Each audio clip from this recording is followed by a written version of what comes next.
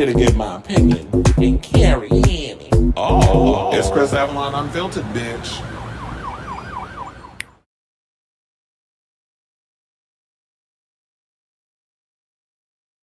Hey y'all, welcome to Happy Wednesday. It's your boy Chris Avalon, and welcome to a brand new episode of Chris Avalon Unfiltered, a show we basically talk about all things going on in pop culture and hot topics. So that's a show for you. Definitely stick around because we got a lot of tea to spill today, including we got to talk about the latest on Anne Burrell's unaliving. Some new stuff came out regarding that.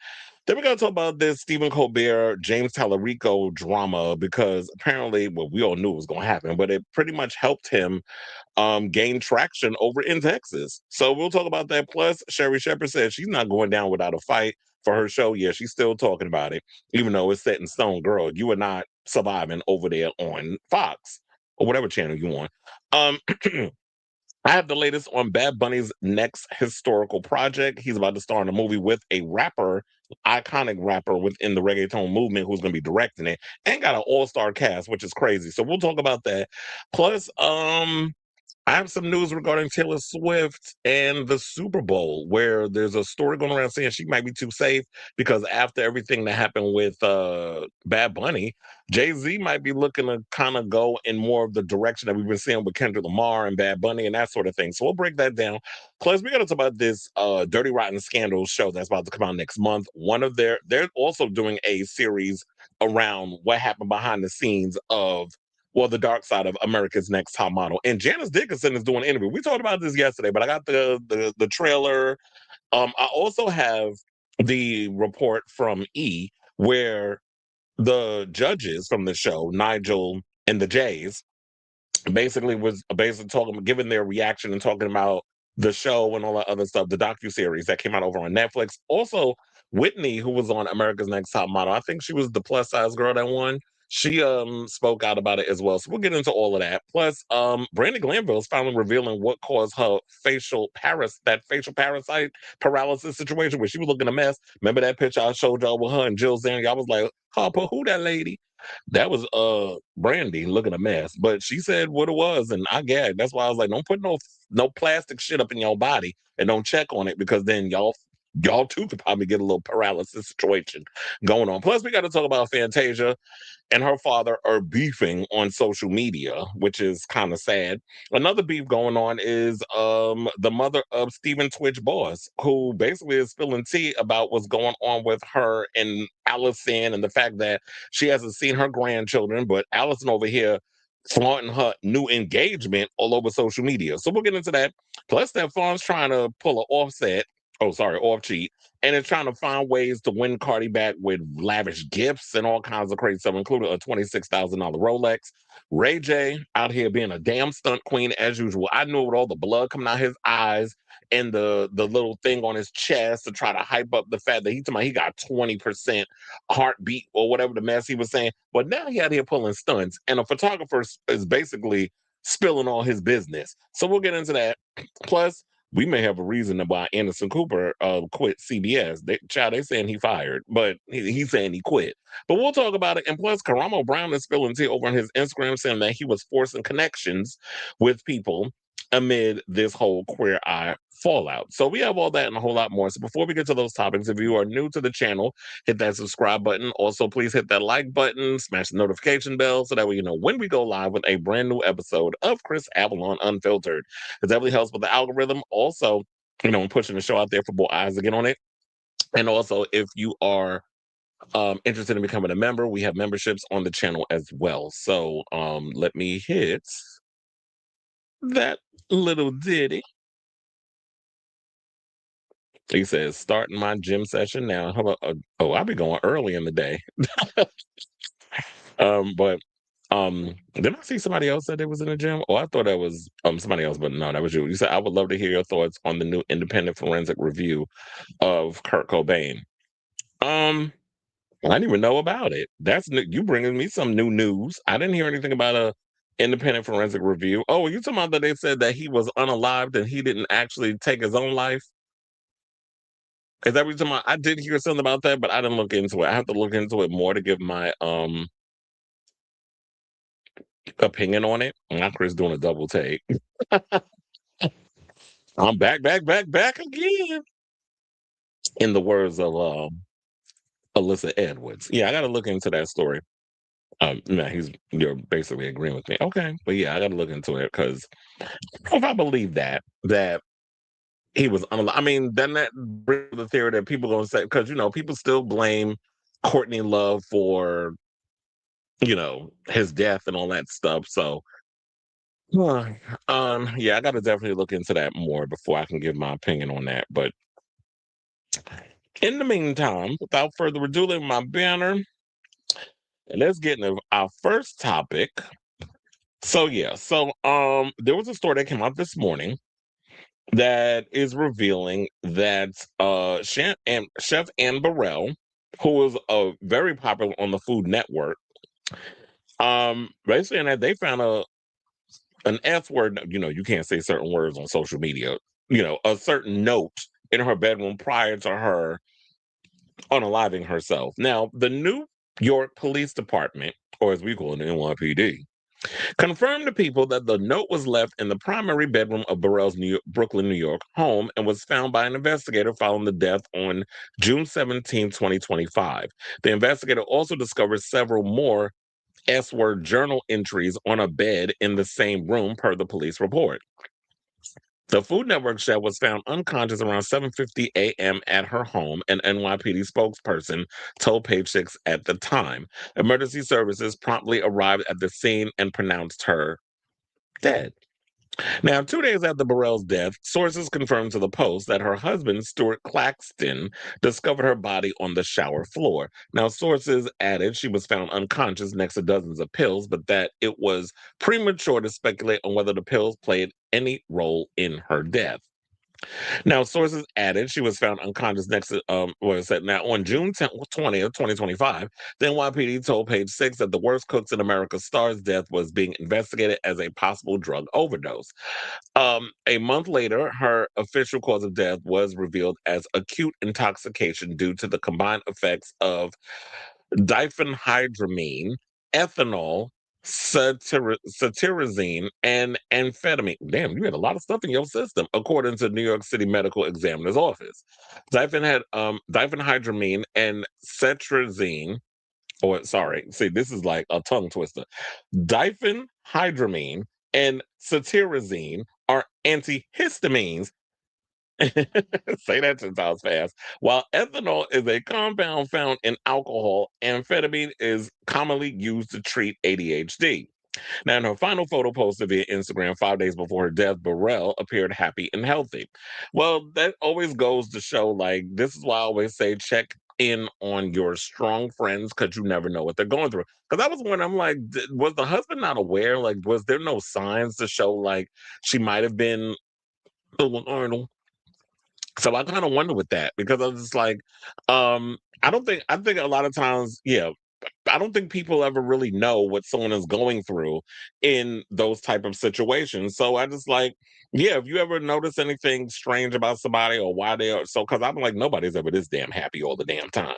So um if that's the case, yeah, definitely checking on your strong friends, checking on your not so strong friends, because you never know what they're going through. Just checking to see how they're doing and all this good stuff. It's unfortunate that Anne was feeling dealing with a lot of demons, and it seemed like she was dealing with them alone and couldn't really confide in anybody to talk to. I mean, I don't even know if her husband was aware of like whatever mental issues that she was dealing with or any kind of bouts of depression or whatever the case was that she was, and I guess maybe he assumed because of all those, medications that she was taking that everything was under control. But when it comes to these prescription medications, there's always like these crazy psychosis side effects that people always complain about that they endure with these things. So it's unfortunate that she felt the need that she couldn't stick it around and her demons pretty much won in this battle that she was having, whatever that she was going on the inside. So rest in peace, Amberell.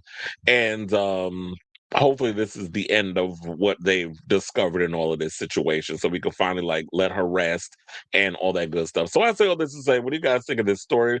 Hearing the news that they labeled it a suicide, but with the letter and then finding stuff about her wanting to take her life, I guess, in her journal entry. So they were probably reading that to see if there was any kind of clues, and found out like, okay, so they know her deep as the darkest of secrets. So they know what it was. And then, of course, with the autopsy, they came to the conclusion that they came to. So whatever your thoughts are, let me know in the comments down below.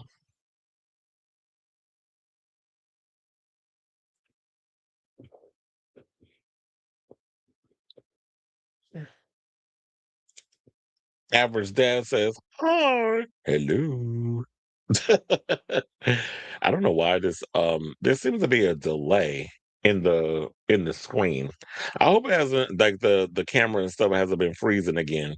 Because it's like I'm looking at it is looking like I'm not in sync with the camera.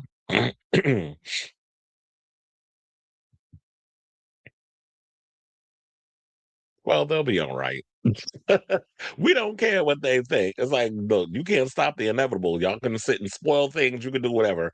But this movie is gonna make the money, it's gonna make people love the franchise and just whatever, stay mad. I just hate when people think like because they're mad, they want the world to feel how they feel and they think that they can control narratives. And it's like you can't. It is what it is. I mean, you can control by not going to see the movie, but you can't stop other people from wanting to see the movie. Now, speaking of people who can't be stopped, let's talk about James Talarico because apparently, thanks to Trump's, always asserting himself in everybody's things. Now you've drawn more attention to James Talarico than you intended. So whenever, and I've always said this, whenever you tell people not to do something, whenever you tell people don't look over there, don't go and watch this interview, when you start to put all these things on there, people are going to seek it out. It's like CBS, they got a lot of slow asses over there. They didn't learn their lesson when they try to, when they chop that 60 Minutes story. I mean, regarding the concentration camps and all that other stuff that was going on. We all sorted out because they removed it because you got incompetent ass Barry Weiss up in there.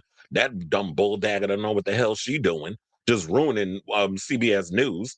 And we'll get into the story later regarding another homosexual that works there, Anderson Cooper, dropping, leaving 60 Minutes as a correspondent because according to Rob Shutter, that's not what really happened. But we'll get into that later on in the show. Um, so yeah, so when they try to do it with that, people sort it out. People wound up seeing bootleg versions over on some Canadian dude wound up screen recording it and posted it online, and people was able to see it. They finally ended up releasing it I think about a week later, but by that time we already saw it. So whenever you tell people not to do something, especially in the United States of America, people will find a way to see something that you tell them not to see. Hence this whole situation. And then the FCC did say that that Stephen Colbert is not being truthful. We did not pretty much deny the interview from happening. But I'm like, really? Because if you're trying to say that y'all were not trying to prevent this interview from coming on from interviewing James Talarico, then why is the FCC investigating The View? Because they interviewed him, I believe, a week prior to Stephen Colbert doing his interview, and now you're launching an investigation into The View. I'm like, really? So what is so dangerous about James Talarico? Is it the fact that he's this evangelical? Well, I don't know if he's an evangelical, but he's a staunch Christian, and he's been out here preaching what real Christians should be preaching, which is love thy neighbor, that if you see someone in peril, that you actually help them instead of scoffing your nose at them and acting like you better than them, which is what a lot of these actual Christians be out here doing. So he's been preaching the actual word instead of falling into the path of the grifters and the scam artists who've been running around here with their bullshit. So I think that's what's bothering them. Also, I was hearing something, and we'll get into that in a moment, where Miss Ian Blakely was over there saying that I don't know why everybody's so busy trying to jump on James Talarico. He gets money from APAC.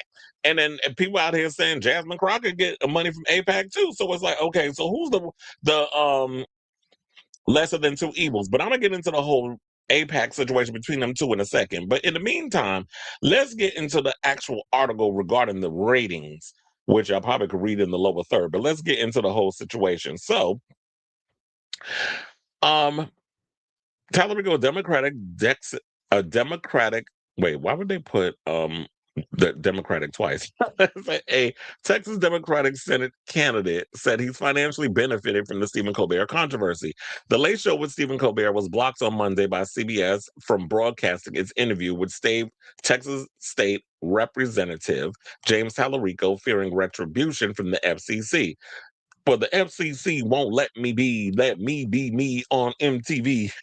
Remember that line from Eminem? But anyway, so it's a feature of retribution from the FCC. So instead, the conversation was posted on YouTube and other social media platforms, where at last count, the clip had been viewed more than 5.3 million times. Talarico also reviewed on Twitter that his campaign raised 2.5 million in the 24 hours after Colbert revealed he was barred from airing the interview. See, that's why I said, a lot of ways they're gonna stick it to these damn oligarchs and these damn wannabe fascists, and y'all can't do shit right over there.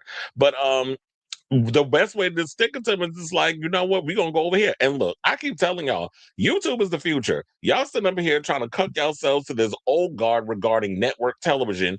And network television at this point is trash. People ain't really watching network TV like that anymore. So um I'm not surprised by this at all. The more people gravitated over to YouTube, I guess they thought by removing it from network television, they think they got a lot of old fuddy duddies, like around my parents' age. I mean, they're not real old fuddy duddies. My parents are very agile and they're in their 70s. So I guess he assumed that a lot of people that watch CBS are old and they don't know how to operate the internet. So but they know how to read stories online, and or if they read the Wall Street Journal or the Hollywood Reporter, Variety, all the places that was talking about it, they were like, oh, this is what's going on, so I'm gonna go over there and watch it. And I don't even know if the network news was probably posting stories about it, so they probably heard it from there. So but yeah, so they said that's an astounding number for a video. And I'm also wondering this before I get into the rest of this article. I wonder if that was the reason why we had that little situation over on YouTube yesterday. Because when I was doing my live, people was telling me that, oh, people are locked out of the YouTube channel. They can't watch it on the TV, but I think you could still like occupy it on the phone or whatever the case was. But I don't know. There was a whole tech situation that went on yesterday on YouTube. So I wonder if the people watching the Colbert thing had something to do with it. Because they haven't told, from what I've heard, I haven't heard anything regarding what may have transpired. So they said that's an astounding number for a video that has been up less than 48 hours and already puts it among the top political interviews that have ever been posted by The Late Show with Stephen Colbert since its launch in 2015. It's also easily the most watched YouTube clip so far this year for The Late Show, and its most watched Colbert clip since one in September, where the host celebrated the return of fellow host Jimmy Kimmel after his own battle with his parent network, ABC, and the FCC. So it goes to show that people are more interested in real people in situations and don't care about these clips regarding, okay, so what new movie Brad Pitt or Tom Cruise or Sydney Sweeney is promoting. They don't care about that no more. I mean, I think like people, like I said, people really want real, authenticity from their personalities. And it seems like because people like Colbert and people like Jimmy Kimmel are on this uphill battle, swimming upstream, with going up against the FCC, who the person running that is cut to the man in the White House, the fascist in chief. So he's doing whatever they tell him to do, and so there's this going back and forth. But I always say like this, Stephen, if I don't know if you care, but maybe you need to come on over to YouTube. I don't know how that show's going to look, but it might work for you to come over to YouTube. You'll probably be able to bring a lot of those fans with you. So it said, as of Wednesday morning, the Talarico interview has been viewed. Wait, why didn't they put the number? They said X.X. What kind of number is that? On YouTube, 4 million views on TikTok, and 400,000 likes on Instagram. So hold on, let me click on the thing and see how many times it was seen on you. Because I'm like, how y'all write? We don't care where you live. I'm sitting in the goddamn commercial. Okay, so it says 6,602,821 views. Maybe they put the X.X because maybe they put that there because they knew the numbers were going to be growing. But any other journalist, we put like you know, we since this article's been written, this is how many numbers it's gone up. So they probably wanted you to click on the thing and see how many. So 6.5 a little over 6.5 million views over on the channel, 4 million views on TikTok, and 400,000 likes on Instagram. Well, the Ellisons are doing a phenomenal job trying to keep all the political stuff at bay over on TikTok, it seems. What remarkable is that any other Colbert Late Show political interviews that have higher numbers were posted prior to 2019. Those clips have had several years of cumulative traffic compared to the mere days of the Talarico clip has had. The Talarico clip racked up those numbers, even though Colbert noted the network would not allow him to share a URL or a QR code directing viewers there. Well, that's fine. I don't need a URL or a QR code. All you got to do is go to my damn channel, The Late Show with Stephen Colbert on YouTube. Look it up. Y'all be so damn lazy. Y'all be wanting people to just find just lay things out for y'all. So they basically said that ironically, many YouTube commenters on the clip noted that they have never heard of Talarico and if you was listening to problematic ass Matt Rogers, remember that one? We was telling don't vote for Jasmine Crockett. She's too well defined. Go with I'm interested in this Talarico guy, even though he's from New York and don't live in Texas. But it'd be interesting. Well, we're not even gonna go into that. I'm not gonna hit Matt with the straight, but y'all know where that's when I started hearing about James Talarico. I didn't watch when he was on The View, because I was just like, I just don't want to. I just felt like it was gonna be a propaganda fest with them, but they said that he's a mostly unknown politician until CBS blocked Colbert. So they were like, okay, let's see who this guy is, because why is he so dangerous, perceived as so dangerous to this regime? I'm sorry, I keep forgetting we don't call them an administration. Administration actually does work for the actual people that put them in office. They don't sit around trying to control everybody and tell them what they can and cannot do, what they can talk about, what they can protest against, and all that stuff. They just want to control all of us while they pillage what's left of this goddamn country and its resources. Now, Colbert's most watched The Late Show political interview of all time is with then candidate Donald Trump, speaking of which, on September 23rd, 2015, which now boasts 17.85 million views. After that is a chat with President Barack Obama on October 18th, 2016, with 14.86 million. And then two with then New Zealand Prime Minister Jacinda Ardern with 9.85 million on September 27th, 2018, and 8.26 million on November 19th, 2019. A March 31st, 2018 interview with former President Jimmy Carter has accumulated 8.14 million views. On April 17, 2018, talk with then FBI Director James Comey earned 7.25 million views, and a November 13th, 2017 conversation with then former Vice President Joe Biden has attracted 6.51 million views. So, he was saying that the Colbert told the audience that CBS lawyers forbade him from including an interview with Talarico, a Democratic candidate, because of FCC's equal time rule, which requires broadcast networks to provide opposing political candidates equivalent airtime. But here's the thing: is there anybody else running for that seat? So how are you going to sit there and say that there needs to be equal time demands? So then they said, but FCC Chair Brendan Carr, that moron, has suggested the exemption should no longer apply to programs he's characterized as being motivated by partisan purposes, but he has only threatened to aggressively go after shows that skewer to the left, such as The View and Late Night Talk, for equal time violations. That's why I said, like, if there was somebody on the other side that was coming to do the whole interview situation, yes. If there was a Republican candidate, because I don't know, only ones I know is Talarico and Jasmine Crockett are trying to get that seat over in Texas, which for the first time in a long time it will flip blue, allegedly. I don't know. I don't live out there. I don't know. Stranger things have happened.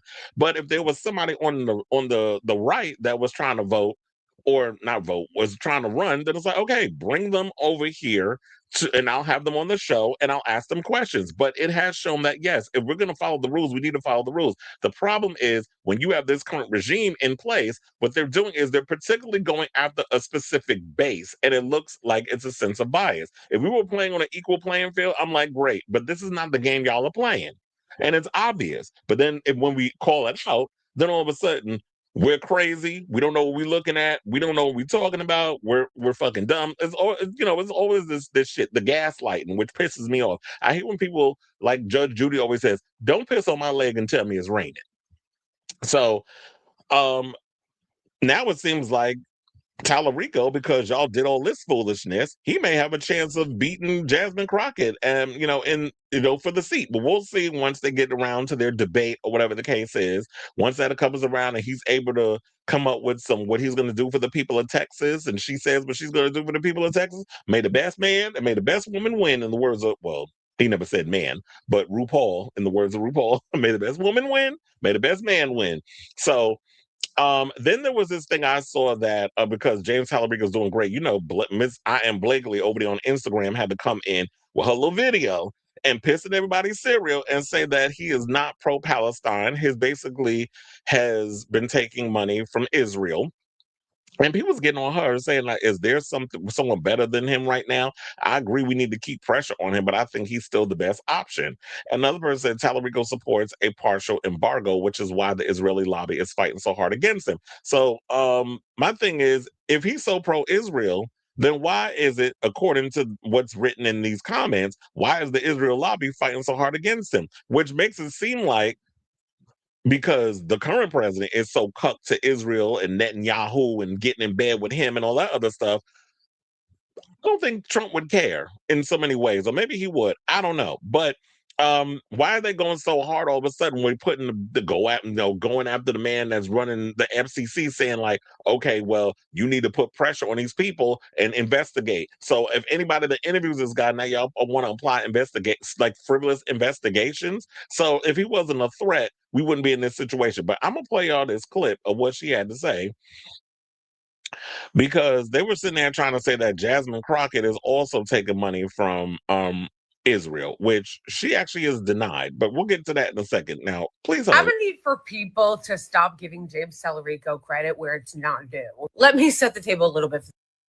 this video. I don't trust either of them. There is no anti-genocide candidate in this race. But I'm seeing people really believe that he is anti-genocide, and they're fucking arguing with me about it. I'm sorry, where are you getting that info? Is it because he keeps rehearsing that scripted anecdote about the theologian? Because there's actually no evidence for it. We can argue on which one of them would be better for domestic policy. And sure, we can agree that either of them would be better domestically than that googly-eyed monstrosity, corrupt fucking criminal Ken Paxton. The bar, of course, to clear being better than a Republican on domestic policy is on the fucking floor. But we're not going to pretend that their foreign policy, which foreign policy is also domestic policy, isn't garbage. Because Americans at this point should understand a little bit more about the imperial boomerang and how that shit does come home. Both of them support the genocidal Israeli regime. Let's be clear about that fact and own it. Don't try to run away from it. Don't try to skirt it. Own it. Instead of coping and trying to run cover for them for their positions, you should be owning it, acknowledging it, telling them it's an unacceptable position and pushing them to move. People are giving him a pass. They're trying to I was arguing with someone on Twitter about this last night. They were acting like he was pro-Palestine, like he was against the genocide. Have you listened to any of his interviews? No, the fuck he's not. His position on the Israeli regime is the exact same as Crockett's. And it goes a little something like this bullshit. What's happening to Palestine is so sad. Insert Christian quote about how God said the children of Gaza were yelling at me. Okay, cool story, bro. Let's talk about that funding. Actually, when it comes to them lying about Gaza and their position on Israel, I find his to be more offensive because as a Christian, I really am disgusted by the way that he uses his Christianity to tap dance around the fact that he actually does support this genocidal regime. They both say, oh, we care so much about Palestinian human rights and they should stop the carnage and Netanyahu, while simultaneously defending us, giving them defensive weapons. That's not a thing. They're not defending themselves from anything. They are the occupying power. They're the power wiping the Palestinians out of existence. They're the power crushing them. Therefore, you are not defending yourself from anything. So the defensive weapon thing is just a lie. It's just a Zionist talking point. It is just a pro-genocide talking point that sounds a little bit more flowery and a little nicer than the Republican position. They probably came up with it at fucking J Street or one of the other liberal Zionist think tanks. But in practice, it's the same thing. The position on Israel should be zero funding. Zero funding. None. Nada. Zilch. Because as I've said many times, just not accepting AIPAC money is not enough. The whole point of saying reject AIPAC money is because of the fact that so many of our lawmakers are on the take. They're corrupt as fuck, and they vote based on whoever's giving them money.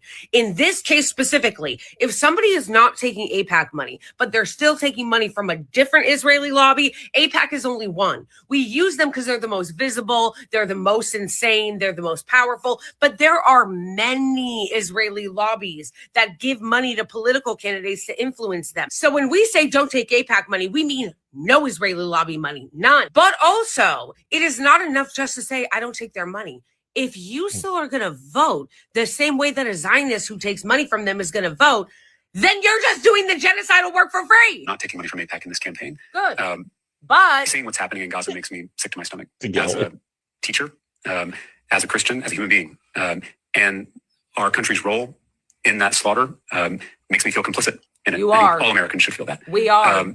There was a theologian who said, I screamed at God for the starving children until I realized the starving children was God screaming. Yeah, we know. Hey, James, my brother in Christ. This you? Yeah, this is his website. Look at this horseshit. I've highlighted all of the relevant portions of this horseshit statement so that you are able to see what they really mean and the code words that they're using. Take urgent action for peace in the Middle East. First of all, let's be so fucking for real. Right now, Israel is the reason why there's no peace in the Middle East. Full stop. It's not Iran. It's not fucking Lebanon. It's not Syria. It's not Iraq. They are the ones who are terrorizing all of their fucking neighbors, bro. We, the United States, had a fucking deal with Iran. The JCPOA, remember that Donald Trump came into office and ripped up at the behest of the Israeli lobby, the Adelsons and Netanyahu. One of the many points of the Iran deal was not just to stop them from enriching uranium. It was also to normalize relations with the adversaries, as he says. Israel is the one that keeps bombing everyone around them. So even that framing is fucking horseshit, okay? That's number one. Stopping offensive weapons. All weapons being used by Israel are offensive to the Netanyahu government. Again, they all do this. Bernie Sanders does it too. And the reason why they do this is because they want to make it seem like a Netanyahu problem instead of an Israel problem. This is not just a Netanyahu problem. Netanyahu very much has the support of all of the Israelis. All of them, even the so-called leftists and liberals within Israeli society, support the genocide and support his decisions around it. You don't see any dissent. You don't see anybody in positions of power in the Israeli regime being like, Netanyahu is out of control and we condemn the settlements and we condemn the genocide in Gaza. No, they all support what he's doing. So to say the Netanyahu government is an obfuscation to make it seem like, oh, it's all him. So once he's gone, it's kind of like what liberals do in America and what like the media and the establishment does in this country where they go, oh, once Trump is gone, everything's going to go back to normal and everything's going to be fine. No, Trump is a manifestation of American culture. And the same thing goes for Netanyahu. Defensive systems like Iron Dome, get the fuck out. No, I don't care how long they've tried to brainwash people into thinking this is something that we should be paying for. Absolutely not. Pay for your own fucking defense. I don't want to support Iron Dome. I don't think it's defensive. If anything, they use Iron Dome as an excuse to terrorize their neighbors, knowing that Iron Dome is there to protect them so people can't fight back against their tyranny. Iron Dome is essentially a shield for them from accountability. Moving on. So it gets a little lengthy. If y'all want to watch the rest, you could definitely go over to her Instagram. That will be I am Blakely. That'll be Blakeley. So last but certainly not least, I want to get to this clip that a friend of mine, Steve Pena, posted over on his Facebook because he posts a lot of political stuff. And it's about Jasmine Crockett basically telling Joy Reid that she is not taking any AIPAC money. So let's play that clip and we'll come back and talk. Please hold again. Progressives really, it's important to them that the candidate they support not take AIPAC money. Are you declining APAC money in this? Yes, this is, I don't even know why we are having a conversation. You know, there used to be that they were like trolling online and they were like, oh, look at this, look at that. And then they were like, okay, well, never mind. And then they were like, oh, well, wait a minute. So she doing it for free. And it's like, actually, you know, I just want people to do this. I want people to be calm. When they feel like they're being gaslit, they probably are. Progressive. All right, so all I'm gonna say about this is it's up to y'all. I don't have a stake in this fight over there in Texas, not in Texas. So it's up to y'all to decide how y'all gonna vote. I mean, look into both of them, both candidates, their policies. Whoever of you feel swings more for what you agree with and what your values are, whatever case is, you got to vote. I mean, I don't know what to do at this point regarding her always, you know, people wanting to bring up the whole, well, they take money from Israel, blah, blah, blah. Well, is there anybody running that doesn't take money from Israel? So if you can find a candidate that don't, then maybe you can get them to run. I don't know. I don't understand Texas politics. All I want to do is just bring this story in for those who know more about it, can speak on it, and decide to vote and vote whichever way you will. So Jasmine Crockett says she ain't taking APAC money. I don't know if y'all believe her or whatever, but who y'all voting for? Jasmine Crockett or James Talarico? So it's the ball's in y'all court, Texas.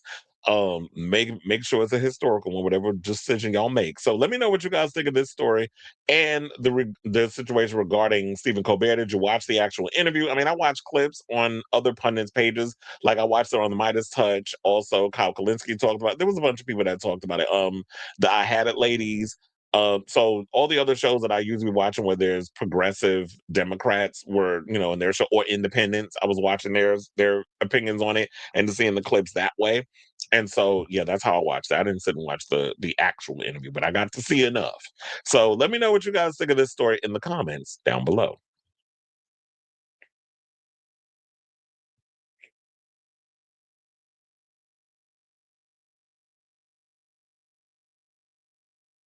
Okay,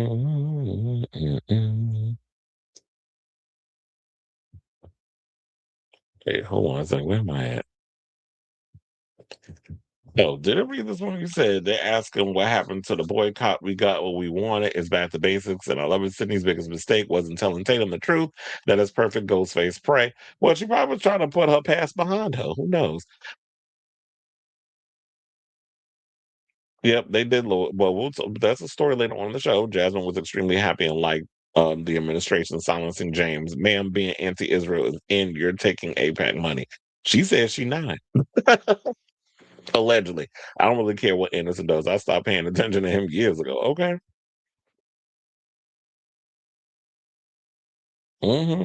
Midterms. Barry Weiss is looking to replace him with. Oh no. I have that story. Thank you for ruining my surprise. But you probably didn't know. You don't know. You didn't know the show notes that I have. But yes, that was one of the stories that I have to go along with the Anderson Cooper story. But we'll talk about it. He's a good man, Savannah. That's what they all afraid of. Shout out to None of Your Business. The estate of Michael Jackson is suing Sexy Red over her raunchy song "Eat It." Basically, it rip beat it. They asked a billion. Now you know she ain't got that damn music. I mean that music, that money. Well, if that's a way to get Sexy Red to stop making music, then job well done, Jackson Estate.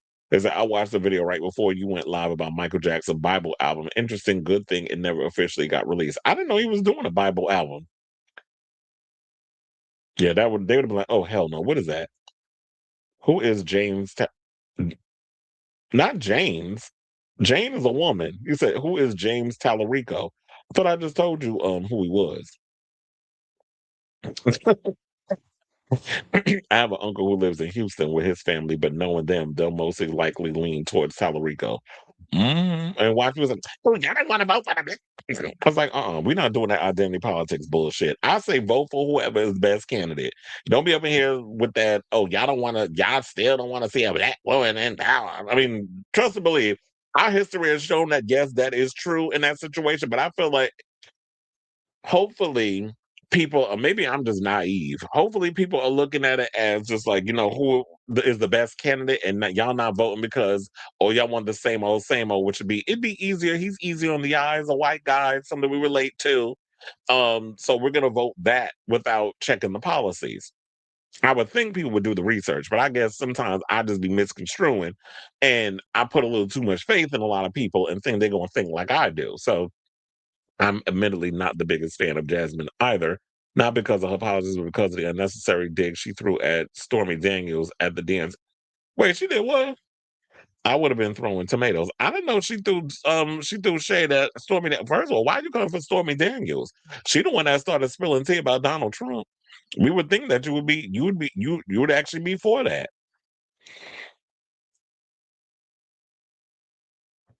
Anyway, so now let's move on from late night to some nightlife. I mean, not late night, daytime. That's what I mean. And let's talk about Sherri Shepherd. So Sherri Shepherd recently did an interview. Um, where'd she go? Oh, she went on the Today. Well, they call it Today. I will always call it the Today Show. So on Tuesday, February 17th, she went on Today with Chanel Jones and Jenna Bush Hager, and she basically opened up about the show's cancellation and basically said what she said on her show when she came back from the whole COVID situation. She was like, "I'm not backing down. I'm not going out without a fight." I mean, sis, it's inevitable, but let's entertain it. Quiet as it's kept. Sherry never been the sharpest pencil in the stack, but let's entertain it. Let me tell you something. I'm from the Shepherds of Chicago. Okay, so who you supposed to be? I'm from Chicago. Remember her? You're not giving. I mean, I was gonna say you might be shaped like Mystique, but then again, I can't throw shade at Mystique because Mystique lost a lot of weight.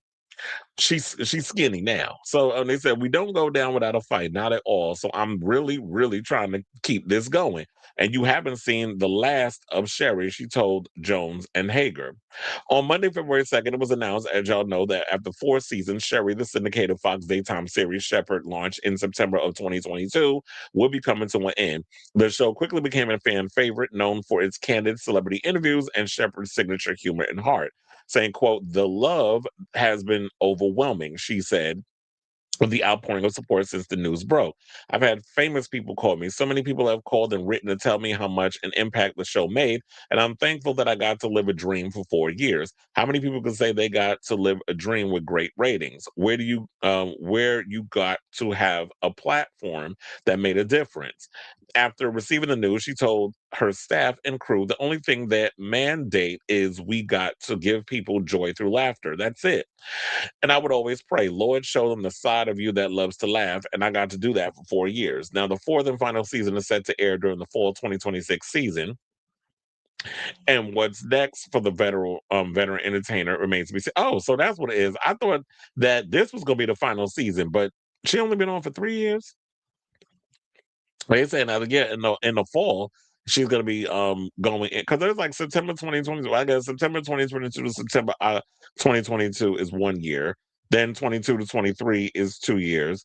23, 24 is 3 years. 24, 25 is 4. Wait, something's off because I'm like, so and like going into this year, this should be your final season. So how y'all still gonna be airing episodes into 2025, going into 26, into what would be 27? Like something off with the math. But y'all over there, cause how? Sway. So they said that after receiving the news, she told her staff and crew, "The only thing that made that mandate is we got to give people joy through laughter." For now, she's focused on gratitude, reflecting on a journey that stretches back to the 90s when she balanced work as a legal secretary with moonlighting as a stand-up comedian. She said, "I just wanted to thank people for sticking in there with me these 4 seasons." Saying, "Of course I'm disappointed because I thought I finally hit my stride and I was going good." Well, here's the thing. It do take people like, I don't know why people, like, especially in network television, y'all be thinking that it takes people, I'm gonna give you 6 weeks to figure it out and get in your stride. I'm like, no, sometimes it takes a minute for a show to hit its stride.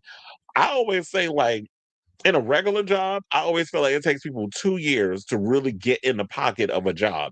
I feel it might be the same thing for like a talk show. Yeah, I'm used to getting in and doing the motions and seeing how everything works, but it takes a while for somebody to get in the groove of doing a show. So I feel like y'all should have gave enough time, but I guess 4 years is a good enough time. And she said she finally hit her stride. They were probably interested in doing different things and all the other stuff. But sis, no shade. And I think she said, y'all not going, this is, y'all not going to see the last of me, or this isn't, all that you're going to see of me. Like, I'll be around, I'll be doing other things. I don't know why I can't find the actual phrase of how that goes. But, but I do feel like, you know what? She definitely can go to do other things.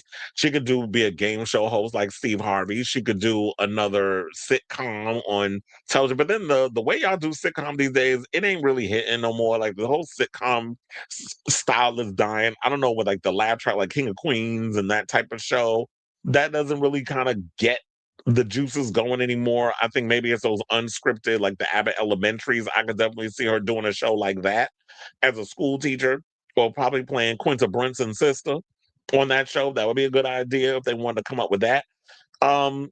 Or she could, I don't look, it's already oversaturated over here, but maybe she could jump over here on the YouTube space and come up with a show to give that joy and laughter and interview people or whatever the case is. But would anybody care? Because I came across this story, and then we can close this out. And I saved it because it was a screenshot, and it was from, I don't remember, what was it? It was from Jeffiselle. I think Jeffisesele. Jeffy Cicely. Well, we'll go with that.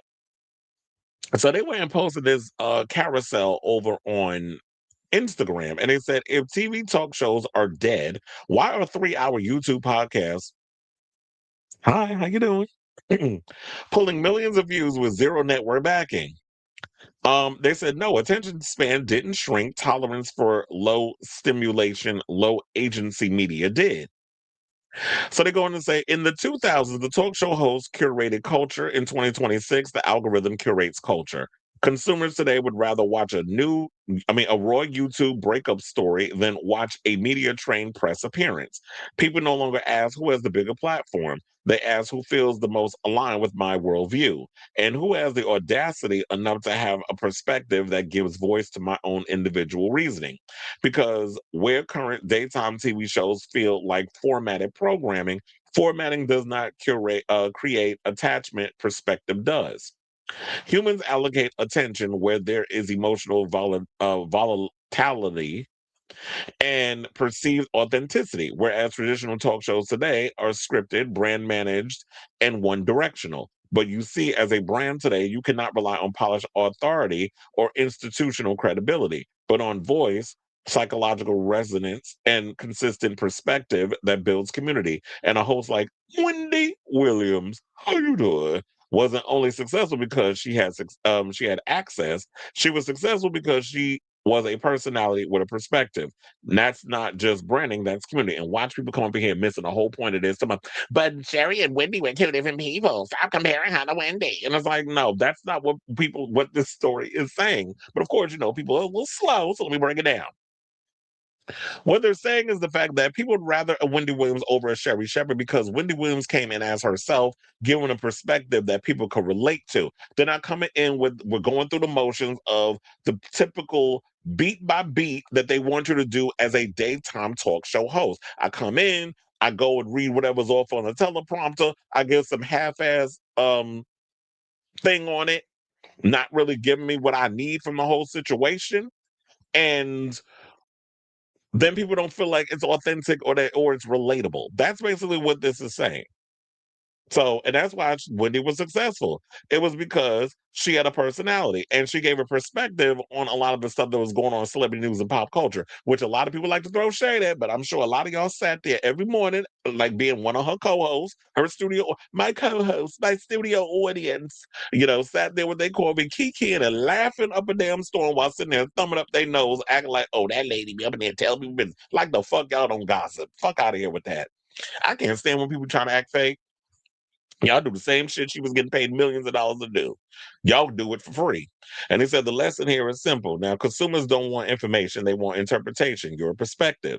And the moment your brand starts to feel safe instead of alive, the brain quietly deteriorizes it, not because it's bad, but because it is predictable. So no, talk shows aren't dying because culture moved on. They're dying because they were built for scarcity of access, scarcity of celebrities.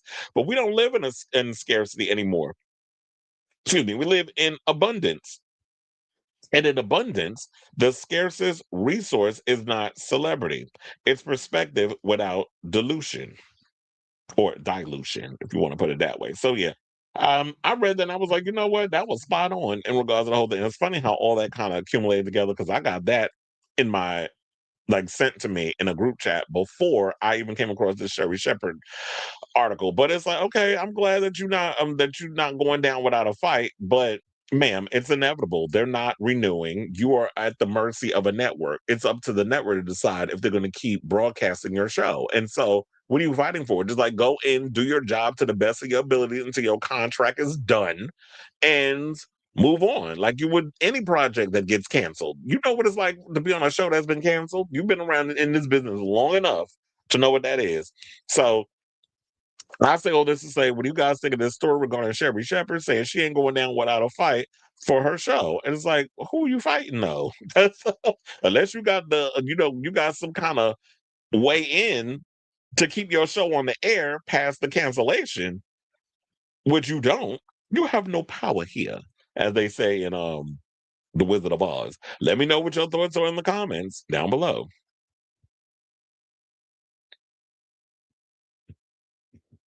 Some of y'all might feel that was a little shady or a little harsh, but y'all don't come here for a weak ass perspective. You come for a real perspective. And I just gave it to you. Anyway, hold on. Let me see what the people are saying. I've been seeing commercials of a guy named Byron Daniels, a black man. Hell no. Do not vote for that coon. I can't stand Byron Daniels. He be bringing his old fat neck having ass over there on I've been seeing him sometimes on Fox News and all that in the child. No. Ain't nobody voting for Byron Daniels. He a whole clown. Voting for Byron Daniels would be like voting for Spencer Pratt in California. Don't do it. Said she did say that. She'll find another gig. She could do that. No not no talent. I've been seeing commercial. Wait, I thought it was Byron Daniels, not Byron Donalds. It's like, I removed the other message because I got his like, no, you didn't move it. Um, I just saw it. So it was there. And once it's there, it's permanent. Anyway. All right, let's get into some Bad Bunny news because Bad Bunny done moved on up. He's currently touring. And let's get into this story. So Bad Bunny, as y'all know, is currently overseas on his tour. I heard that he's going to be performing in Tokyo next month, and I think they're going to be broadcasting it. It's supposed to be for Spotify, so that's going to be major. And I think he's on the European leg of his tour that was the residency over in Puerto Rico. And speaking of Puerto Rico, he's doing a movie called Puerto Rico, and it's spelled the way it used to be spelled back in the day before it was spelled Puerto Rico. So Puertorico. It was originally spelled Portorico. We'll get into the history situation in a minute. But the good thing when I was reading this, I was like, this is awesome. Because first of all, Residente, who was from a group called Calle 13 that I used to listen to back in the day. Yeah, I told you, I don't just be bullshitting y'all when I tell you I'm a reggaeton fan. Residente was somebody that I actually liked a lot of his music. I did listen to a lot of his solo music, but I liked a lot of his earlier stuff. So he's about to make his directorial debut, and he got Bad Bunny up in the film alongside some other big time heavy hitters like Viggo Mortensen and Ed Norton. So Bad Bunny is starring in the historical drama Puerto Rico, marking his first leading film role after memorable appearances in Bullet Train with Brad Pitt and director Aaron Aronofsky's Court Stealing, which I still have not seen that movie. The Court Stealing with Austin Butler, but I know it's all over it's on the streaming service. I think it's on Netflix actually. Now, multi-hyphenate and 34-time Grammy and he was nominated 34 times. I didn't know that. But they said multi-hyphenate and 34-time Grammy and Latin Grammy award-winning rapper Rene Residente Perez Joglar has set his feature directorial debut with a love letter to his native island of Puerto Rico. I was trying to say it like Naysha Lopez. Y'all know how she be saying it. The film titled Puerto Rico is an epic Caribbean Western and historical drama led by Benito Bad Bunny Martinez Ocasio, Bullet Train Court Stealing, in his first leading film role. The main cast also includes Viggo Mortensen, who y'all know from Lord of the Rings, all the movies, and Eastern Promises. I love Eastern Promises. He was good in that movie, but he's been in a ton of films. Edward Norton, American History X and Birdman, and Javier Bardem, No Country for Old Men. Multi-Oscar winning director and producer Alejandro Inarritu executive produces. Now, as Deadline announced in 2023, when Puerto Rico was in development, Residente and Oscar-winning screenwriter Alexander Denelaris, who wrote Birdman, co-wrote the screenplay, which at the time was described as a historical drama based on the life of Puerto Rican revolutionary Jose Maldonado Roman, also known as Aguia Blanca, which stands for White Eagle.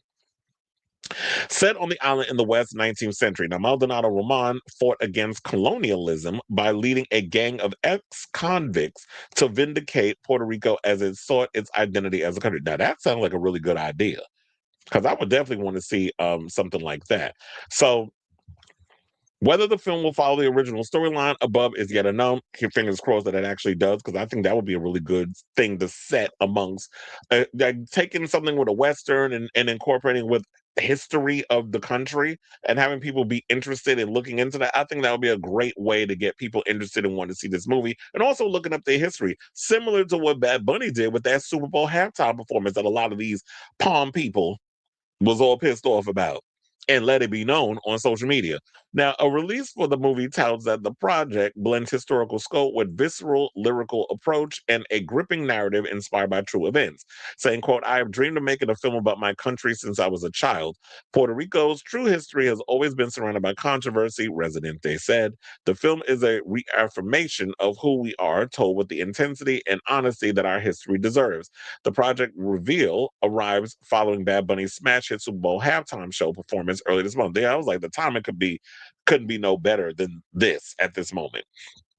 Because, like I said, with his tribute to Puerto Rico, it definitely makes sense that he would be a part of this. And maybe with people watching this film, it'll make them interested in wanting to look into their history. And I'm sure when this movie comes out, there'll be a lot of think pieces on Instagram or TikTok or any other social media platform that people will get their hands on. And hopefully there'll be enough Hispanics, particularly Puerto Ricans, who will see this film and they'll do their think pieces and get people interested in wanting to see this film. Especially, I'm sure, with Bad Bunny going around heavily promoting it, especially with him being the lead. So they said that although Residente and Bad Bunny are generations apart, they're kindred spirits in the love of country, community, and their passion to protect both through activism. Although details are scant at this time, there are plenty of clues with the official announcement. So here's a little quick history lesson. Now, Puerto Rico, translation, rich port, was named by the Spaniards who colonized the Caribbean island, originally known as Boriquén by the indigenous Taino people who preceded the Spanish in 1493. Now, Spain ceded sovereignty. I struggle sometimes. I was like, wait. And the funny thing is, I rehearsed trying to say it because I don't know why I want to say sovereignty, but it's sovereignty. In 1898, after losing the Spanish-American War with the Caribbean island, becoming a U.S. territory on December 10th, 1898. Its citizens were granted U.S. citizenship. Hello, let me say that again, because a lot of y'all like running off and saying that they're not American citizens. Its citizens were granted U.S. citizenship in 1917 via the Jones Act, albeit without the will of the people.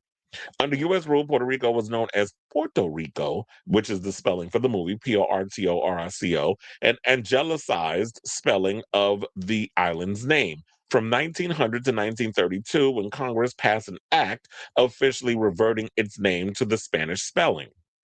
Bardem, a native of Spain, and American actors Norton and Mortensen are playing roles connected to the respective origin countries.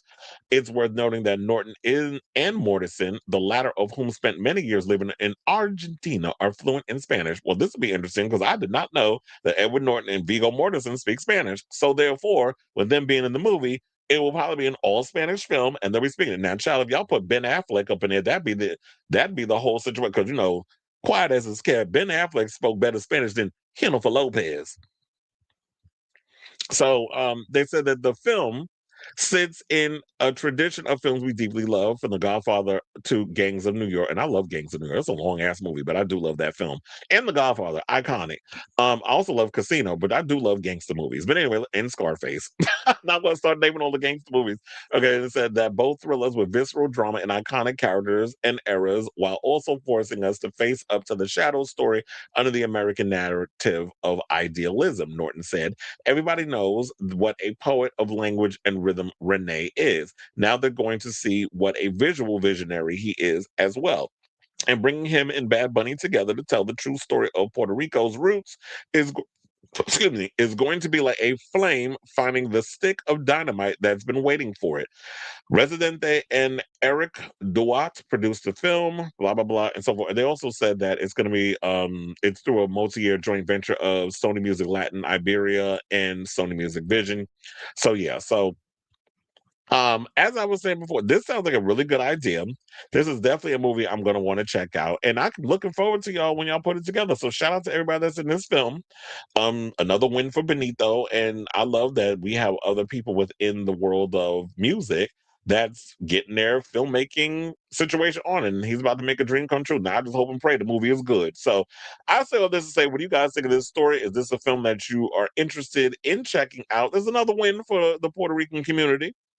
Shout out to y'all. Y'all definitely, the Hispanics definitely need we need more representation of people of color in general, but particularly Latinos, Asians, Blacks, but particularly Latinos. Like, we need more of that representation. And since they're becoming more of, they're starting to surpass white folks, which is really what's pissing them off.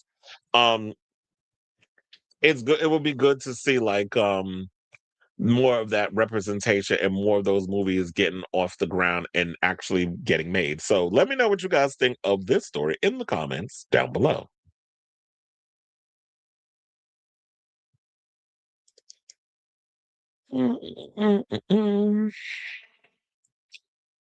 Malcolm says, love me some Bad Bunny, as do I. He was also in Oh yeah, I forgot about that movie. Yeah, they kissed. Where he was like the homosexual wrestler. DTMF is currently the #1 song in the country as his first as a solo art. Oh yeah, I did hear about that. So congratulations to him. Said not much of an actor, good director though, but that makes to throw shade at Ben Affleck's acting. I remember them as my heart for Barcelona. Viggo was hot. Yeah, that's like where my family is actually from Madrid. So yes, I'm like I'm a white Latino. A lot of my family is from Madrid, Spain. That's what they would consider it. Like, oh, you white Latino because you from because you're from Spain. They look at them as like more European. Whatever. There are some people of color out there, but from what I've heard, that some people, some friends of mine that live out there say it's not really a lot of like dark skinned Spaniards that live in Spain. Yes, based on the area he lives. Yes, Vigo is. What was the movie that he was butt naked and fighting? Was that Eastern Promises? Eastern Promises. I'm getting a little tired of your broken promises. Let me leave Keely alone. Unfortunately, she get that little stray. But anyway, let's move on to our next topic. And let's talk about Taylor Swift, because apparently we were talking about the Super Bowl, speaking of which. And every year it seems like once we move on from the Super Bowl, Taylor Swift's name comes back in rotation. We already heard the Backstreet Boys, Basic Behinds, want to jump up and do the Super Bowl next year, and we'll see. I mean, like, why are you telling people at the residency or putting it out there? Put it out there anywhere. Be my guest. But I'm like, why don't you hit up Jay-Z or have your people hit up Jay-Z and see where he's going with that? But according to this report from Rob Shutter, he's saying that Jay-Z, since the success of the Bad Bunny performance at Super Bowl halftime, regardless of how y'all feel about it, any publicity is good publicity in the eyes of people that work in the industry. They're saying that Taylor Swift might be a little too safe, and they're looking to keep going in the direction of like Bad Bunny, where it's like it's about the cultural impact with whoever comes up there and performs. So Swift's name is already circulating for a future Super Bowl halftime show, but after Bad Bunny's huge ratings, insiders say Jay-Z is thinking bigger, louder, and riskier. Sources tell Naughty But Nice that Jay, who oversees halftime entertainment through Rock Nation, feels fully vindicated after backing a performance some initially doubted. They're saying there were nerves, one insider admits, but Jay trusted the vision, and the numbers shut everyone up. Now the success has shifted the strategy. He feels empowered, a music industry source says. He doesn't want safe, he wants culture defining. While Swift remains one of the most bankable stars of the world, some insiders say she represents the guaranteed option. Taylor equals ratings, but Jay isn't chasing guaranteed anymore, he's chasing impact. There's also a timing issue. Sources close to Swift say she would not headline while Travis Kelce is still playing in the league. She won't perform, quote, she won't perform and cheer him on in the same season. If she does, it'll be after he retires. But then again, that didn't stop Cardi B when it came to her and Stefon. But then again, around the time of the Super Bowl when she was there, her and Stefan wasn't on the best of terms. They were kind of sort of already broken up, but it just kind of came out once they stopped unfollowing each other, and it's a whole mess. We got that story coming up. Speaking of which, it's funny how there's things that we have later on in the story that's coming up in this current story. Excuse me. But yeah, so but they said for Jay, a halftime stage is bigger than a concert. He sees it as a cultural megaphone and he wants to push it further. Well, the way that it has become these days, especially when we had that whole thing with Colin Kaepernick and the NFL and how he was blacklisted because he was standing up for Black lives and that whole thing, that became a political moment. But that was him using his American right to stand up against, the injustices of people of color. If Jay-Z is going to now use the platform of the Super Bowl halftime special to bring awareness to things, then good on him. But my thing is this. I feel bad now if this story turns out to be true from Rob Shutter. What worries me is the fact that, because this is what I was thinking prior when we were talking about the whole Backstreet Boys thing, there's overall pressure now that artists have to put themselves under. How do I one up Kendrick? Which is what I don't think Bad Bunny was thinking. It just so happens that a lot of what was going on culturally with his people and the way that this current regime is treating Hispanic people, it kind of all aligned with what he was doing. So that was like a lightning in a bottle, zeitgeist type situation. But the next person, if this story turns out to be true, that he's looking for people with cultural impact or whatever the case is, who would be the one that be, because a lot of these artists these days, y'all be playing it too safe. Nobody wants to really come out and say anything. So it's going to be hard for artists to get up there and really push the buttons or be provocative, whatever the case is. Now, I will say this. Madonna is coming out with a new album this year. So if y'all need her to get up there to do a little something controversial, that she may have to one up her previous performance or whatever that she did a couple of years ago at the Super Bowl. What was that, like 11 years ago when she did that? Damn, time flies, I think. I think it was 11 years. If it's not, let me know in the chat. But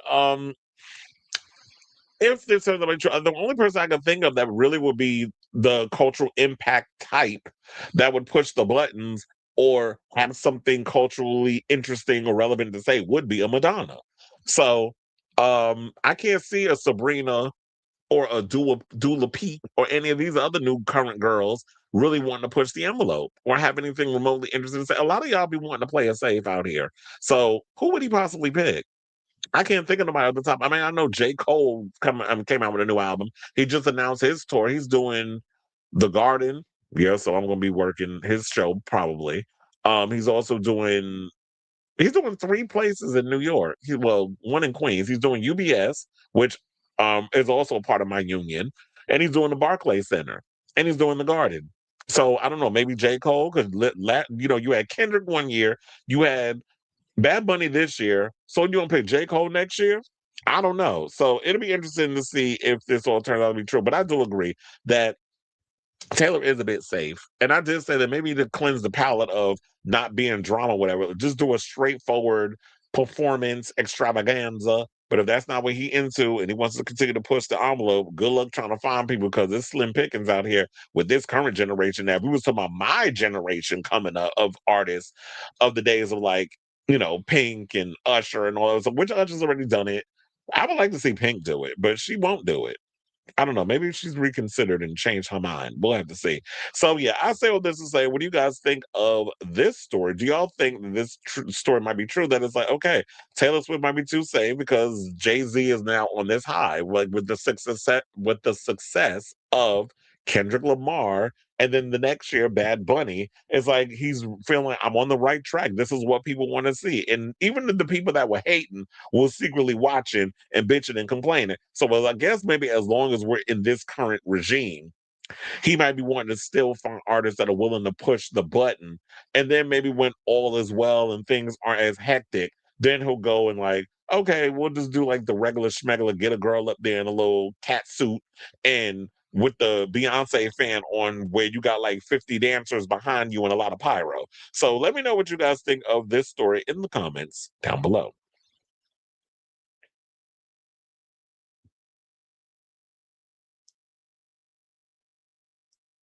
Mhm. Well, Penelope Cruz and Javier are married. You said yes, Viggo was fighting in that nude in the new dick flopping. Yes, it was. It was a lot of dick too. He said Taylor would be boring for quiet as his kid. And he said, I don't even know one Taylor song. She seems to put her money in the right places. Well, yeah, money well spent, I guess. Well, that's what a lot of people with power do. They use their money to influence. And she was named best-selling artist of the year. Child, okay. Because she ain't got no competition. Magical Mermaids in the building. He said, I saw somewhere where they said if you shuffle the letters in if you shuffle the letters in offset in Stefon, wait, O-F-F, bitch. I just did it too. O-F-F-S-E-T. Yeah, just take the N out. Is damn Cardi, you definitely know how to pick them. A mess. You said, oh no, Madonna is not controversial anymore. Well, now it just be about a woman of a certain age being sexual. Hmm. MIA throwing up a middle finger was controversial. Even the political themes had to be metaphorical. Well, yeah. Well, now MIA, I believe, is going to be the opening act for Kid Cudi's upcoming tour. Cause they coming to the Garden too. I love Kendrick. Not Riri. Come on, she did it already. Big and pregnant. I actually like to see Cardi B, but I'm gonna have to get back to you on that. I got to see this tour when it finally makes a stop to MSG. I definitely got to see this tour, and if she's up there, really know how to put on a show and a performance. She definitely gonna have to edit herself down because her lyrics. Harry Styles might be a good choice. I could definitely see Harry do it, but if that happens, I don't want to hear no more bull crap from people talking about we need somebody that can speak English. We need Americans up on that stage. I'm like, okay, so Rolling Stones played it. They weren't American. Rihanna did the Super Bowl. She's not American. So, and Harry Styles ain't American either. But it's like, yeah, if he could take time out of his not residency, his world tour, if he's done by then, if they can get him to do the Super Bowl, that'd probably be cool. I mean, this album, I believe, is going to be more dance music based. So, just saw speaking of dance music, I just saw Rufus Du Sol, who's like this Australian trio, has got a night at the Garden too. I told her I'm gonna be busy this year. Not that I'm complaining. I do love money. He says she's the whole show. Ass, tits, and attitude. I did hear she said that in a video that she's going to what she said, Colombia, and she getting the butt removed. Ma'am, don't go to no foreign country and have them start cutting up your ass. I mean, I understand you might want to save money in America, but I don't know if you should go overseas in some foreign country because you never know. If you end up not being able to wake up because they did something to you, I don't know if that's a good idea. Maybe you could call K Michelle and find out who did her surgery. She did say that, but she was a little more graphic how she delivered it though. But anyway, let's move on, y'all. And let's talk about America's Next Top Model. So yesterday we did a whole. So I did the actual math because I posted up on the page. Chat, I talked for a whole hour about all of that stuff that went down in regards to the whole top model, breaking it down with it. Look, it was at least 2 hours shorter than what y'all got over there on Netflix. But nevertheless, I gave y'all pretty much all the highlights of in long form, because you know I had to break it on down, of what you could get from what we took from the whole Netflix docuseries. Well, there's going to be another channel, I'm gonna say E News, but regular E is doing this show called Dirty Rotten Scandals, which in my opinion is way better than the title that they gave it on Netflix. Dirty Rotten Scandals. So they're going into not only the top model, but they're going into other shows as well. And I was like, you know what? I'm here for it. So hold on, because I forgot to close one of the other things. Okay, so Dirty Rotten Scandals, a new explosive docuseries, will share glimpses into the underbelly of Dr. Phil, America's Next Top Model, and The Price is Right, from allegations of exploitation and discrimination to sexual harassment lawsuits. Former guests and crew detailed their experiences on the beloved shows. Now, premiering March 4th at 9 p.m., the doc will follow guests and employees from the Dr. Phil show who allege coercive production tactics and corruption behind the scenes. Well, I'm not surprised y'all going after Dr. Phil, because look who's affiliated with. And you know what? And that's why I always said I've always said that for the top of my head, because I'm sure there's probably more. Two people I'm mad at Oprah for giving a platform. And they all doctors. Phil and Oz. I'm mad at her over that mess. But I'm sure she didn't realize at the time the monster she created with those two. Now, they said the groundbreaking documentary demonstrates how the promise of televised help may have become a platform for profit and exploitation. Oh, that sounds familiar. Didn't they say that about Top Model? The January 29th press release explains, revealing the dark side of America's self-help industry and the real human cost of entertainment masquerading as therapy. So they said on March 11th at 9 p.m., strut into the wicked world of America's Next Top Model with 2 back-to-back episodes of Dirty Rotten Scandal, featuring former judge Janice Dickinson and season 17 winner Lisa D'Amato. 2 people who I thought should have been included in that other interview on Netflix, but now y'all know why you haven't heard from Janice Dickinson. But we do have the video of the YouTube trailer. We gonna play it. Look, if I have to remove it due to demonetization, which I had to do yesterday from that Fifi Dobson clip, I had to literally remove that. But anyway, we'll play it. But hold on, let me change the playback speed because that might actually help. And then we will come back and talk. Please do. It's a little difficult for me to talk about production because that's not my. Hey, hold on, that's not even the right video. Is this one? Because we got to play that clip. That's the one for Entertainment Tonight that we're gonna play, where the Jays and what's his name, Nigel Barker, basically gave an insight into post when they filmed that, because they filmed that thing over a year ago. But here's the actual show. I played the wrong clip, but anyway, hold on. And I gotta say, I gotta change the audio on this one, and then we'll come back and talk. You ready to hear some? This March, The Dr. Phil show, who is bringing on vulnerable people and exploiting them. I want people to understand that this is harmful. America's Next Top Model really tortured these girls. For Tyra Banks, here you go. Tyra had the ability to make or break you. The Price is Right was a place that was very much about retaliation.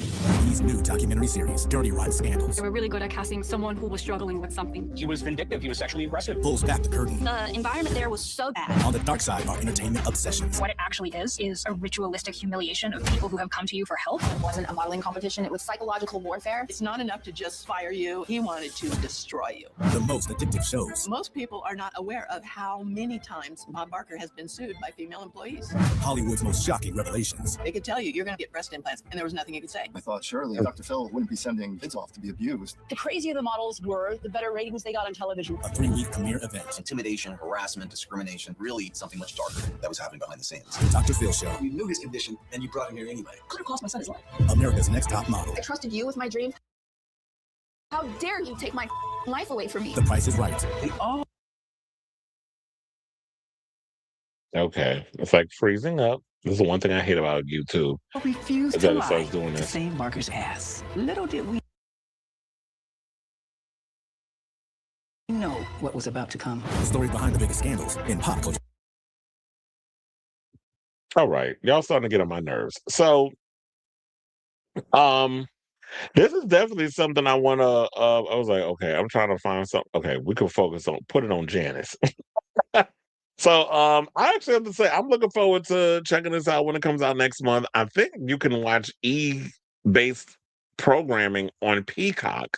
So I'll probably be able to watch it there because I remember before it was hard to try to watch a lot of E-based programming on, any of the streaming platforms, but I definitely think that they have it over there. So that wasn't the only. So, and then they had Claudia Jordan up in there. I don't know if y'all saw that in the, in the clip or whatever. But yeah, so Claudia Jordan was actually, on The Price is Right. I totally forgot that she was on there because I remember her from Deal and No Deal, and we know her from The Housewives. And then she did the show with Funky Dineva and How You Doing.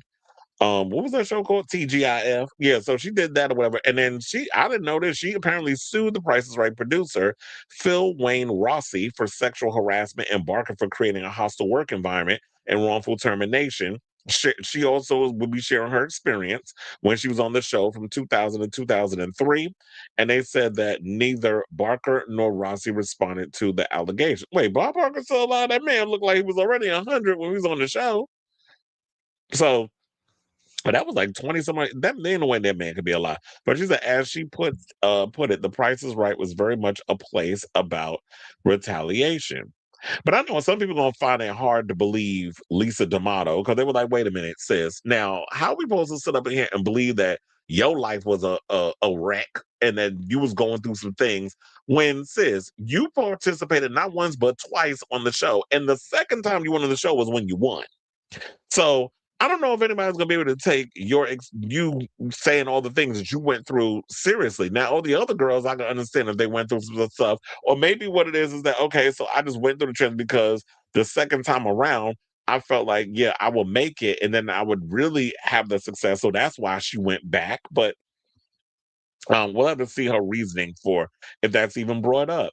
But so then I came across this other thing where the Jays and everybody responded to Tyra over there. Well, it was a Jay Mango and Nigel Barker basically reacted to Tyra Banks and all the stuff that went down on the Netflix thing because they filmed it over like a year ago and they were trying to tell people that no, y'all thinking that Tyra benefited from this show in a way where it's like she had control over what was going to be put in and put out on the show. It's not true. They were like, we signed our contracts before we knew that she was going to be a part of the show. So I have that video. Hopefully it don't start acting up because I don't know, for some reason, there be times I think when I have too many things open, YouTube want to act a damn fool. We'll play that clip and then we'll come back and talk. Please hold.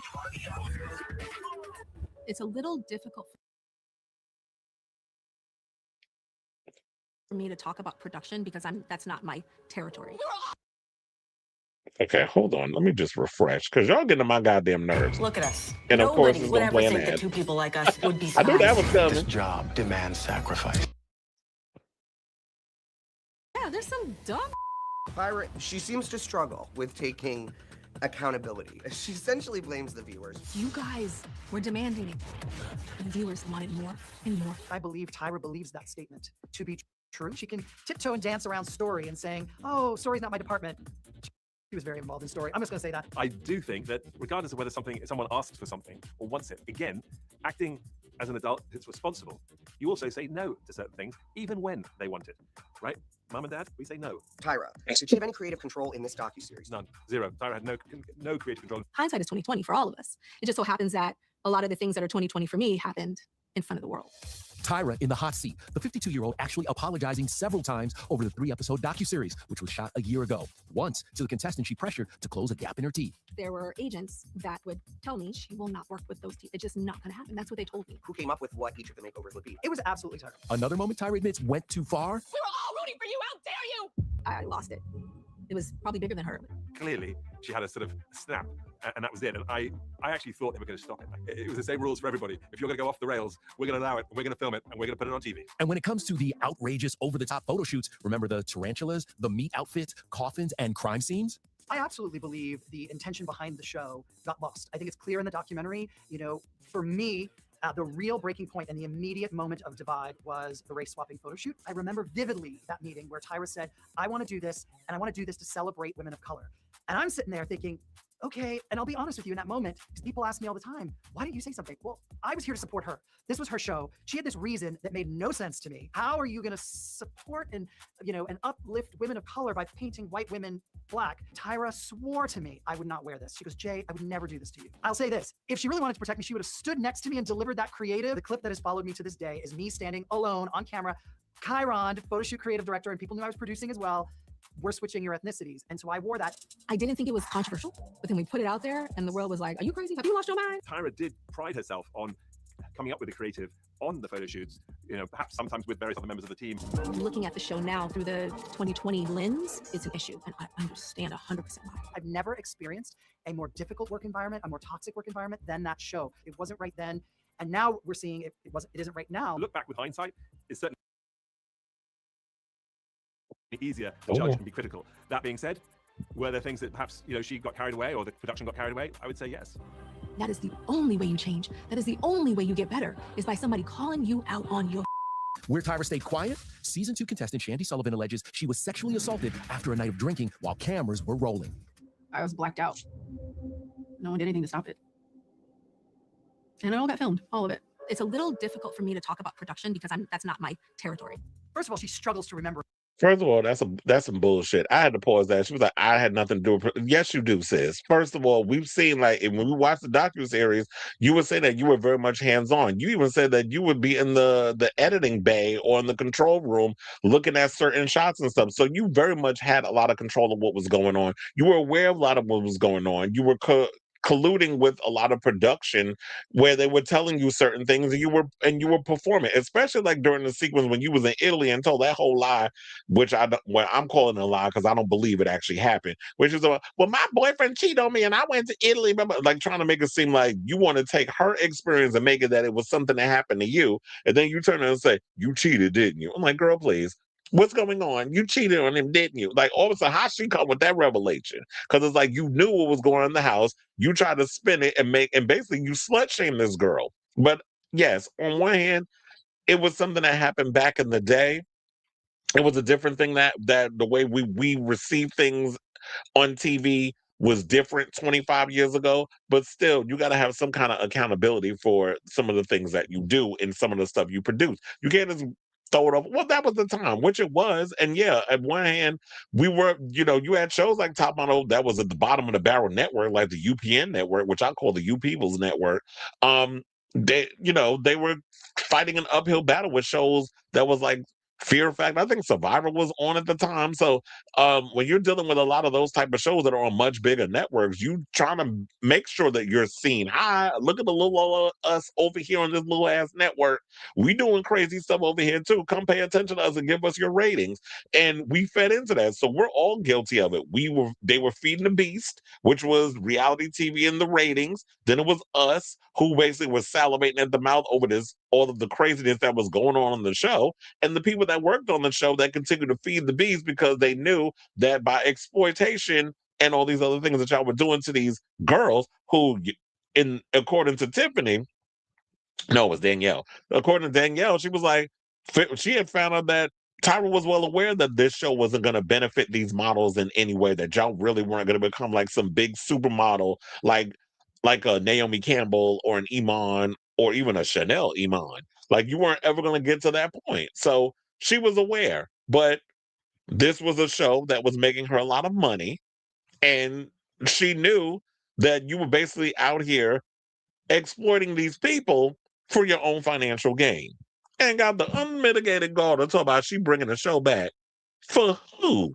Because quiet as it's kept, if you don't bring back the Jays, which Jay Manuel did say that since the video, then we saw Miss J, that he's gotten a lot better. He actually can get up out the wheelchair. He's been walking around. He's getting better with the walking. He's getting a lot stronger. He's been talking. He's getting back to the old Miss J. Who knows? Maybe in the next 2 years, Miss J will be fierce Miss J from back in the day, where they'll be able to walk around. You wouldn't even know the man had a stroke.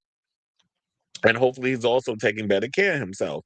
But if you're not bringing the Jays back or Nigel Barker, we don't want it, sis. Because who you bringing in there? I mean, we like Law Roach, but Law Roach is better off on other channels and other shows. I like him on Project Runway, and I like him on Drag Race. We ain't gonna stretch that man thin just so that way he could be a punching bag or a little pincushion in your sociopathic shit that you got going on or attempt to do, because I don't think a leopard changes its spots. And I do think that Tyra will still be the Tyra that she was back in the day if they bring this show back. But I'm gonna finish the clip and then we'll come back and continue. Which I find hard to believe, because how many times did she bring Shandy on her talk show to kind of force her to watch that scene? I was in the production office. I remember it vividly. Someone was like, "You won't believe what's going on right now." And they basically said, "Oh my God, Shandy's having sex with someone in the shower." One of the male models. Certainly myself had absolutely no idea until it did, which was kind of shocking. I tell people that all the time, but they kept us very separate from the storyline that was sort of unraveling behind the scenes, in large part so that we wouldn't be swayed as judges. If I had been there, I personally would have interviewed. You know, I'm a father of a 17-year-old girl, and quite frankly, regardless of whether you're a father or not, it's simply the civil thing to do. Now, reality television is not always known for being civil, or for perhaps doing what's right. And they took a creative decision and a production decision to let this roll. And sort of legally, they were within their rights, because that's what everyone had signed up for. Signed up to have your entire life shown. And so if you basically have a train wreck, they will film the train wreck. They won't stop the train wreck because someone's going to get hurt in the train wreck. And I think that is a big piece of that. We treated Top Model as a documentary. And we told the girls that on day one, no matter what happens while you're on camera, we're going to document all of that. Have you had a chance to You sure didn't film it like a documentary? to speak with Shandy since it's all happened? Or Actually, Shandy and I have always remained in touch. I've photographed her several times since America's Next Top Model. She's a smart woman and has taken control of her life. Tyra's lips were also sealed when it came to her falling out with creative director Jay, who claims Tyra stopped speaking to him when he tried to quit the show after season 8. Can we talk now about what happened with you and Jay? I prefer. I should call Jay. I don't want to. Have you ever felt understood? My No. natural response is no. By the way, she was never going to call Jay. That's why I just find it funny that she stood up in here to well, I should probably call him. Girl, you never had any intention of calling Jay. And the fact of the matter was, you wasn't a real friend, because my thing would have been this. If y'all had came up with this conclusion where you said that regardless of what happens, if there's any kind of changes we want to do in our life, that we're gonna tell each other first before we tell anybody else. And I come to tell you that I'm ready to move on.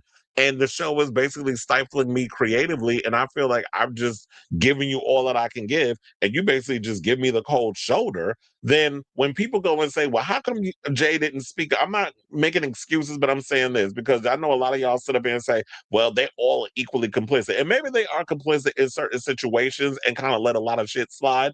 But then again, if you see the type of boss that Tyra was, that if you came at her with any kind of objectiveness in some of the stuff that they were doing, and she would give you the cold shoulder, like what she gave Jay when he was talking about, I want to leave the show, because he wasn't liking, I guess, a lot of the stuff that was going on, then how do I approach somebody with having issues with whatever's going on in the show? And then at the time, you talking about, but didn't say it, but kind of like implied it or put it out there in the universe, like I felt it, the idea that you're going to blacklist me from the industry. So if I leave America's Next Top Model, now I can't get no work nowhere. And now I'm out here struggling because this lady, and ain't the word I want to use, but this lady want to go up in here and try to destroy my career and be like, well, if you don't want to work for me, you ain't going to work nowhere. So I had to play the game until it got to the point where I get fired. So now it's not going to be a stain on me. Yeah, it looks crazy because you done fired all the best people that was a part of the show, but at least I can still go out and get bookings. I know it's crazy to think that, but you got to think about the times and these people are a mess. But anyway, let me finish this because we got about about 2.5 more minutes on this. Yeah. The first time I saw the documentary, honestly, her reaction, it made me chuckle. For me, it was no surprise because she has made a pointed effort to not speak about me in the press. What's very telling about her reaction is it's the first time I saw her in the doc respond without this prepared answer. we got to see a bit of a break in the personality, Tyra. One of the most emotional revelations in 2022, runway coach / judge Jay Alexander, aka Miss J, was in a coma for 5 weeks after suffering a stroke. Tyra didn't visit him in the hospital, but Jay and Nigel did. I taught Mars how to walk, and now I can walk. Not yet.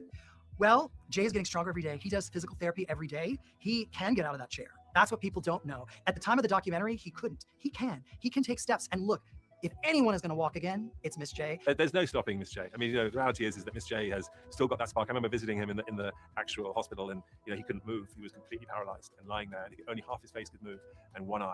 And I said something to him. I'm like, oh, good. You can't move. That means that I can really take advantage of you now. And he looked at me with his one eye, and he opened it, and he rolled his one eye. And I'm like, okay, you're still there. I can see if you're able to still roll that one eye of yours. I'm like, we're gonna get you back. Despite all the backlash Tyra's receiving from Reality Check, which is streaming now on Netflix, she dropped this hint for a potential comeback. You have no idea what we have planned for Cycle 25.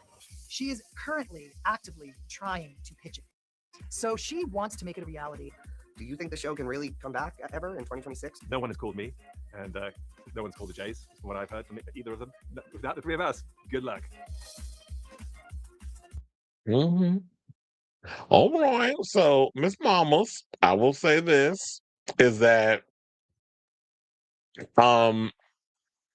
wait, that ain't where I want to put it. I want to put it there. Where's she at? Miss Banks. Not I was looking crazy. But look, like I said before, Miss Tyra, if you ain't bringing the Jays back or Nigel Barker, they were the glue of the show. That's why we said there's a certain dynamic of judges that work with a show. Someone like Miss J was so groundbreaking at the time for what they brought in regards of as a personality on the show. A fierce, unapologetic black gay man who was just unapologetically them and showed the girls how to walk, had some shady, sassy one-liners, and was definitely the life of the show. And not having him there, and then Mr. J, who was like the good-looking other gay man with the platinum blonde hair that was giving the girls like being a mentor of sorts, and then you had Nigel, who was the good-looking straight man who was giving what he was giving with the photo shoots and everything. So when you have that dynamic there, it was good. We'll even put Janice Dickinson there. Yeah, she was messy. Yeah, she was off the walls, bonkers with a lot of her opinions, but we lived for her when she was on the show. And I'm definitely looking forward to hearing what she got to say when she does that other the documentary over on the E Network, because I definitely want to hear what a lot of these girls got to say in regards to that, and I hope they speak to more people. And I already said, like, we're gonna have more girls coming out and giving their opinion on stuff. Now, speaking of other girls, I want to get into this story from Whitney, who was on America's Next Top Model, and she basically gave her thoughts on Reality Check because she said she watched it. And so we'll play her clip and then we'll come back and we will talk. Please hold one final time. So I just finished watching Reality Check, which I don't think is a great name, on Netflix. And I have to say I'm a little disappointed. Like, how do you guys feel? When I signed on for it, Tyra wasn't even going to be on the show, so I was kind of surprised that it was more like a judge focused show. I would want to hear more from the contestants, like Shandy. Oh my god, my heart breaks just rewatching that is like horrific. And Kenya, like, there was just so much that was really interesting, and I kind of wish they'd focused more on I guess what I thought was interesting. Of course, I am biased because I was a contestant. I don't know. What do you guys think? No, I actually agree with you. That it felt like it'd been good if we had the judges. I mean, I like the fact that we had the judges there and you asked the questions based on what some of the accusations the people were. And they did a good enough, I think, job of doing that. And then throw a little Tyra in there. But I do feel like y'all should have balanced it out more by having way more contestants come on the show and tell their story.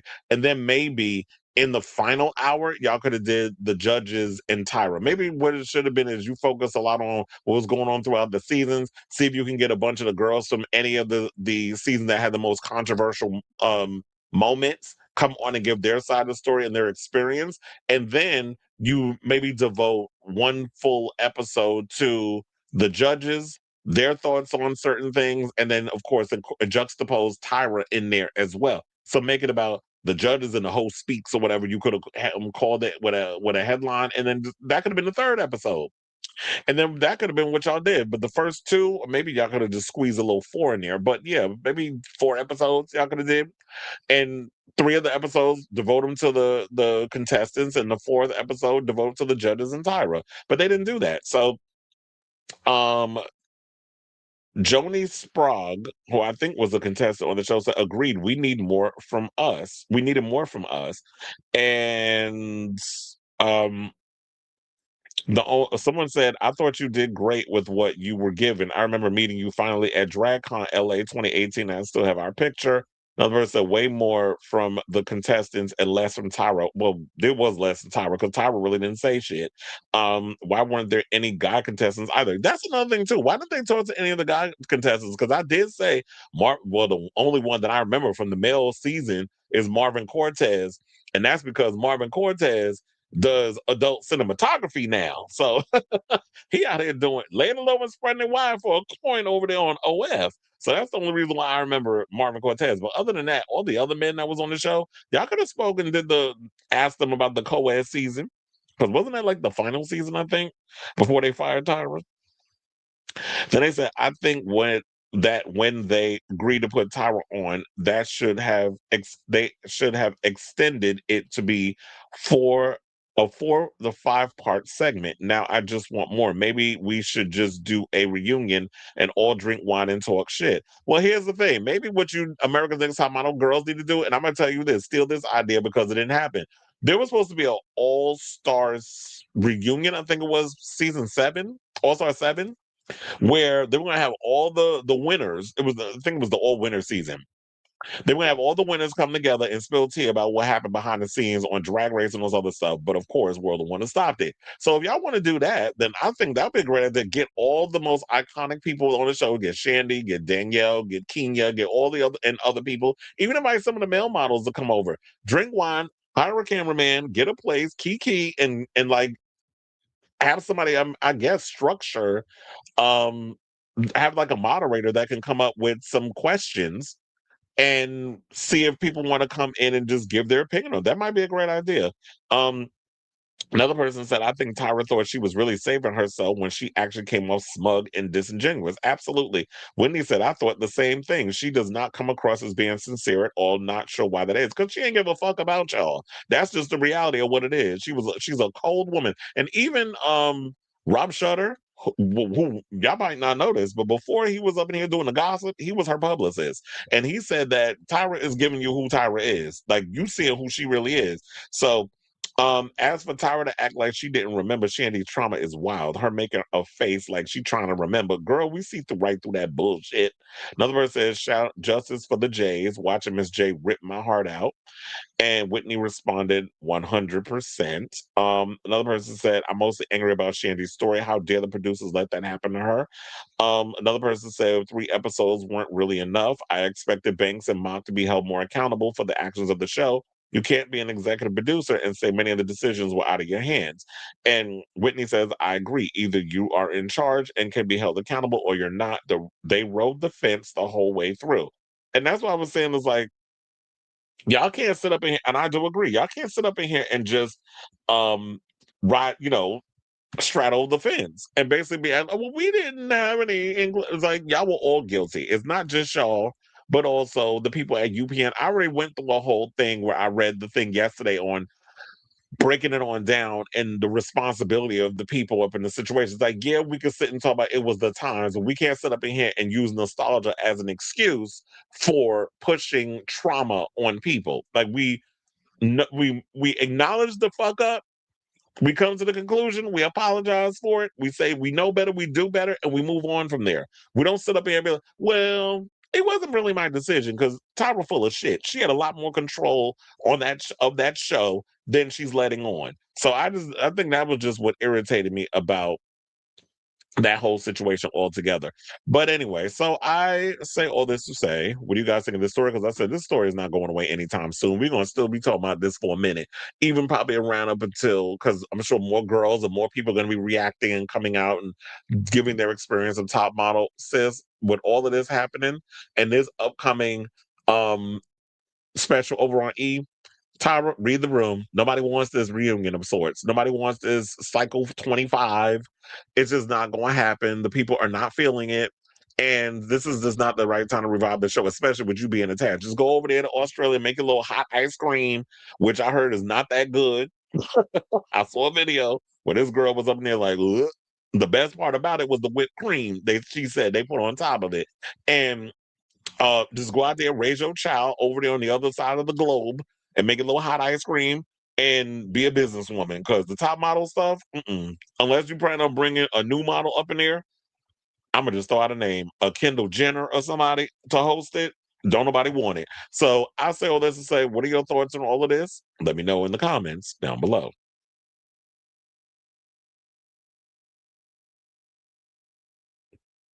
And he was another one that started doing adult cinematography. Dustin, I forgot all about him. Yeah, that boy was always fine.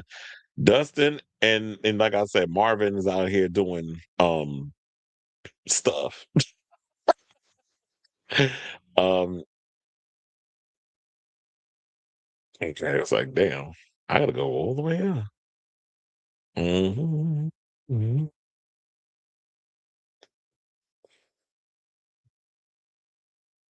You say, oh, same thing happened to Madonna. It's like, oh, which they had the nerve to come on my comment. Why? Because it said, what's the name? That's Madonna. Why'd you call it? It's like, that's the name I call her. Why? I pay that person does. Bitch, if unless you know the terms of endearment and you don't watch this show and know the language that we use over here, I ain't got time to sit and explain to you why I call Madonna. Because I think it's funny. Changing people's names. He said Oprah is one of the billionaires. She lost me along. Oh yeah, I don't particularly care for Oprah either. Now Janice don't play innocent. Okay, she's always been a mess. I mean, I used to always follow Janice. I even did at one point. She even had a reality show that I used to watch. The Weeknd did the Super Bowl 5 years ago, and he's up from exactly. And his halftime was boring.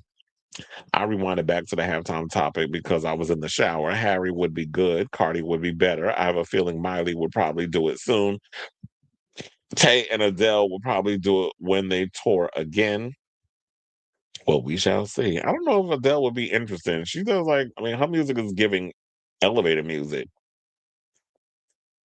The E special is the one with Janice, Lisa, and a couple of girls. Yeah, we played the trailer. It's like Tyra is nutty and cashews, and I don't care what anybody about anything she's talking about. However, she still looks good and far better than her counterparts. Agreed, but she's still messy. Tyra has been getting dragged for the last couple of days since the doctor, and she's probably avoiding social media. But yeah, I'll definitely be watching too. The AMTM has been a frequent circulation. Well, yeah, American Next Top Model has been frequent circulation, and people started, a lot of people watching it. But like they said, I think a lot of the stuff reignited, as they said in the documentary or docuseries around COVID. When COVID happened, that's when they started talking about, people started watching the show, and then you had people online putting a 20 when did COVID happen? A 2020, I think it's 2020, right? Like a 2020 lens on a situation that came out 20 years prior. Tyra pissed me off acting like she didn't remember what happened. I said, girl, please, you was definitely involved in production. Don't play dumb. I pay attention when people talk. Tyra gives diet supplement energy. I was then having her do the 7 deadly sins, giving Kenya gluttony, especially because y'all kept mocking her, making it like she was fat. And then she said that they kept editing me eating the same damn bagel. Then Kaylin in a grave after her friend died, and Jael having to play dead after her friend overdosed. Yeah, that was just y'all were messy with that. But they were trying to get a rise out of them. That's what a lot of that was on reality TV. They have y'all do the psych evals. They have y'all going and doing all the they question you about anything personal going on in your life. And they work the show, the story producer, they work all that around the show. And her not seeing Miss J's, well, Tyra, I felt, has always been about Tyra. Tyra can't expect a return to AMTM to succeed unless she undoes the XX and especially her own screw ups by bringing back Miss J, J. Mangwell, and Nigel Barker. Yeah, because she said, "Oh, I had nothing to do with that." I'm like, sis, you could afford for them to stay on the show. You could afford hard if you really felt that they were all the glue that was meant to be a part of the show, and you knew that was what the ratings was. You could afford for them. It's, oh, it's not up to me. It's up to the networks. There's been many people that have gone in a room and fought. You see it. Well, I don't know. Maybe it might be different because they're white, but the cast of Friends all stood in solidarity for that pay raise, and they got it. So if people wind up on a strength of numbers, if people end up being on the same page, you would let them in being like, oh, they trying to fire you. We all need to come in solidarity and be like, well, we're not going to do this show. And it's at the height of its, career. Or what I mean, the ratings are at an all-time high, and I'm not budging until you back off of this whole cancellation thing. You don't never know. And if they decide to, oh well, okay, well, we'll move on then. But I truly believe in this thing. If you truly believe in something, you'll stand for something. And as I always say, if you don't stand for something, you'll fall for anything. And that's literally what Tyra was given. Danny said Tyra told her 15 years ago that the show that she knew. We talked about this yesterday. He said, yeah, that's what I refer to her as having on that Inspector Gadget trench coat. Are we reciting what we talked about on yesterday's show? He said, I wish I had gotten Takara on it. That would have been a good one too. Where was Takara? Because remember, she walked so Miss Big Girl, then the one we just showed, can run. Because Takara stood up to them because it was like, oh, y'all ain't got my size up in here. Oh, y'all trying to play in my face. Y'all deliberately know that I'm a big girl, and y'all gonna come up in here with these sizes that you know I can't fit. And then, of course, they decided to eliminate her in the same episode because she stood up for herself. So if you wasn't willing to go along and get along and play the game that these producers and stuff wanted, then you were getting the chop. Well, yeah, we already knew that Janet's gonna waste no time. But look, we'll watch the show, and if Janet's gonna sit up in there and try to act like she was completely innocent, says you're not getting away with that because you said some harsh shit on that show. You was literally like Simon Cowell with tits. Well, Simon Cowell implants because them boobs wasn't real. So you was up in there doing the same damn things, if worse. Because like I said, at the time, Simon Cowell was like the peak pinnacle shady judge that everybody all of a sudden was trying to copy and be like. Everybody had to have their Simon Cowell on these competition type shows. And Simon was just being Simon. Like you said, and Nick from Cycle 5, also, I was glad they got Bree. Angela should have been there too.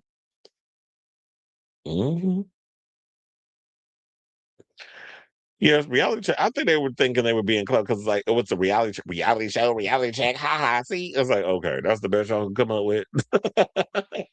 Because both Tyra and Ken Monk's answers showed they were clueless of the harm they did to those young women. But they just don't care. Because, some people are just sociopaths. Some people don't care. They got a lot of money and success off that show at the expense of them girls. I mean, they always say, but y'all know what y'all signed up for. Yeah, I signed up because I thought it was going to change my life. I didn't know that. And especially when you're picking people from impoverished parts of the United States of America. There were a lot of Shandy was going through, was trying to have a better life because she, whatever her trauma in her past, well, her parents didn't care about her and all this other stuff. A lot of these girls that were put on this show came from like tough backgrounds. So a lot of times when people audition for these shows, which yes, it was a no man's land back in the day, people jumped on these shows because they wanted they saw themselves as having a better, it was going to lead them to having a better life. And so the networks and the people working behind the scenes knew this and they exploited them over it. So it's like my intentions going in was something different. The intentions of production and the people working on this show was something completely different. And I think that Tyra and them got so caught up in the success and the ratings, they forgot what the real initial reason was that they created the show. They already said it, like they didn't want these girls didn't get bookings because they didn't want them walking the runways and them being the distraction. I remember hearing that story years ago over the fact that, yeah, they don't want to create distractions with a lot of these girls, so they didn't hire. Now, when you look at it, a lot of these reality stars, influencers, they're getting on the runways. They're the ones that are getting more of the attention. So it's weird because it was like when you had the gatekeepers all in place, preventing people from pursuing their dreams. Now the gate has been broken through. You don't need to go through that specific bougie ass gate over there with them uppity ass folks trying to keep you from getting in the room. Now you can create your own gate to walk through. And now you got the influencers, you got all these people that are famous online that are able to sit front row and walk a runway and be somebody's muse in their fashion house or whatever the case is. So the times have changed. So I'll give that to I almost said Project Runway. I'll give that to America's Next Top Model. It's like, yeah, y'all was up there thumbing y'all nose and preventing these girls, but it's like, in a way, it kind of shifted everything. So now the influencers are getting to sit front row. I don't know if that's a good or bad thing, because I feel like a lot of you influencers get up there and just post stuff for clicks and likes. Y'all really don't care or have a passion for the thing that you're sitting front row for. Because I've seen that too. You said, I don't know about Kendall. Nobody ever said Tyra couldn't model. No, she's a model. She's a good model. You look like Linda Evangelista. You're a model. I was watching All Stars 4 yesterday, and that's why I was thinking about Valentina. 2020. Oh yeah, it was 2020. So I was saying, I'm thinking of Barbara Walters when I said that. Oliver Twix doing the live chats with the contestants really spiked interest. I think also I've noticed that I'm hearing that a lot of other YouTubers are gonna start doing more interviews. I wonder if Oliver will get back into that. But I heard like Popcorn Planet was saying that he's going to be getting, Andy Signor said that he's going to be getting back into interviewing some of the girls and stuff. So he's the one that's caught up in this whole Justin Baldoni, Blake Lively situation, because he got caught up in their whole legal situation. Well, Blake was coming after him. And that's how he blew up. Opalite is about to be, speaking of Blake, Opalite is about to be Taylor's 14th #1 time with Rihanna. Oh, somebody trying to say change the subject because now you talking about Taylor Swift? Wait, hold on. Where did we go? Yeah, she definitely. Well, emphasis on the mad. I'm gonna need Rihanna to release the lead single. Well, is she gonna put out some new music? Like, what's going on? I think Rihanna gonna put out is singlets. Okay, and more underwear. Simon was always playing with the tits. Oh yeah, well he has some big old titties. Now he look a little crazy.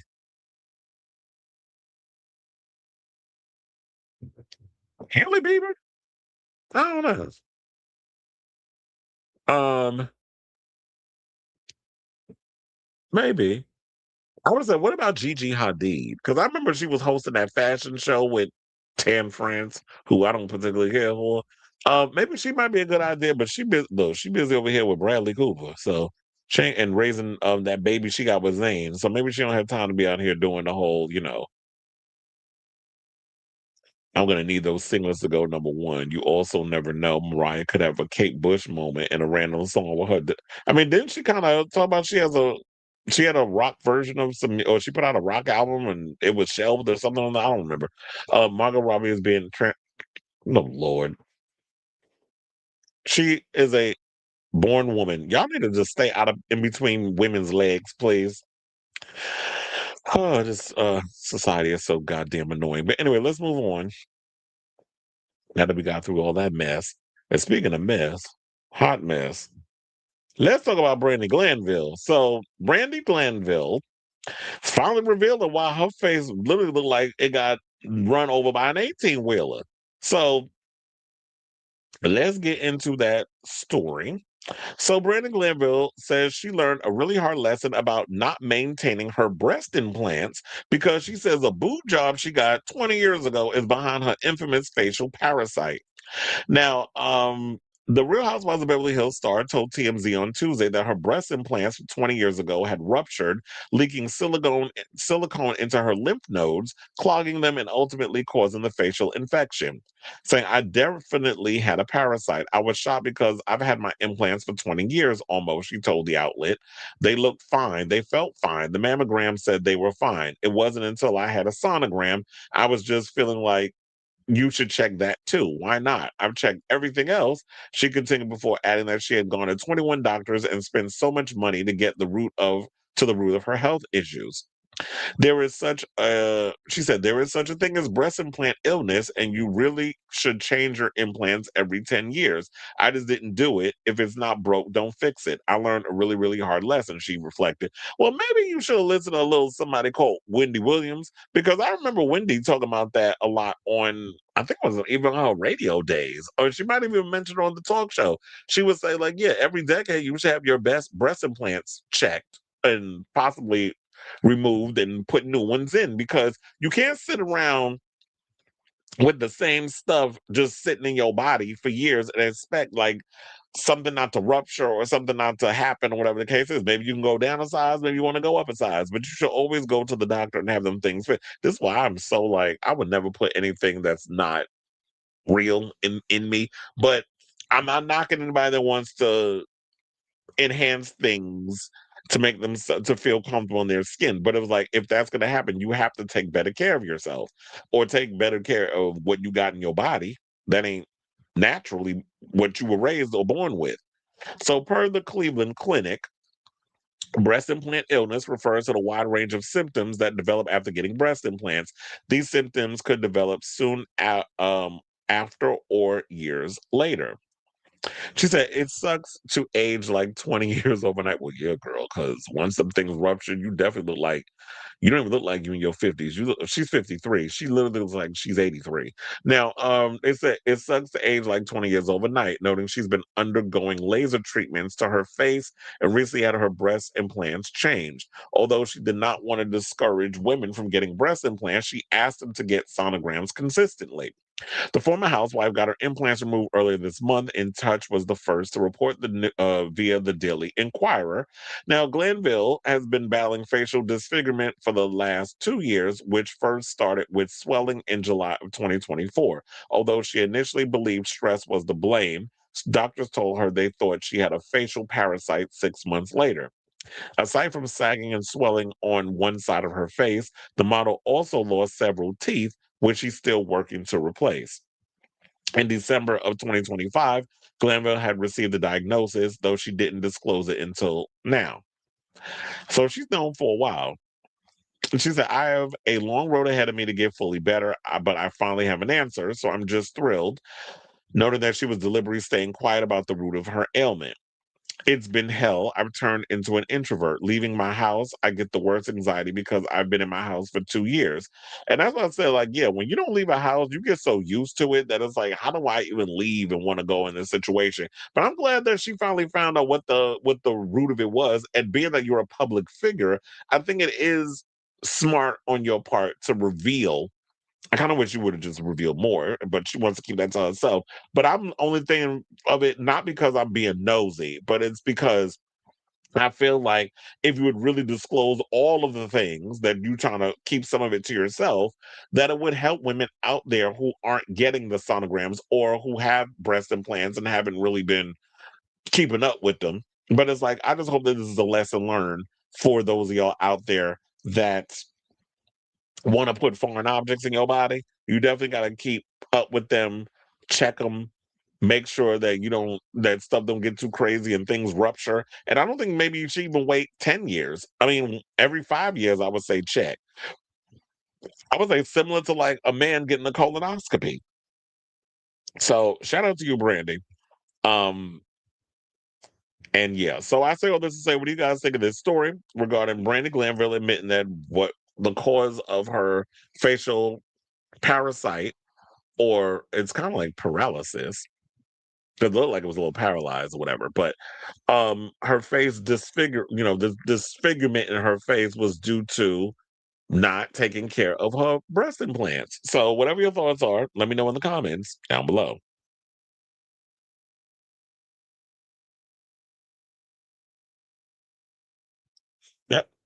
Oh, you're saying that someone's ugly daughter, and she hinted working with a modern artist on it. Methinks it's Olivia Rodrigo.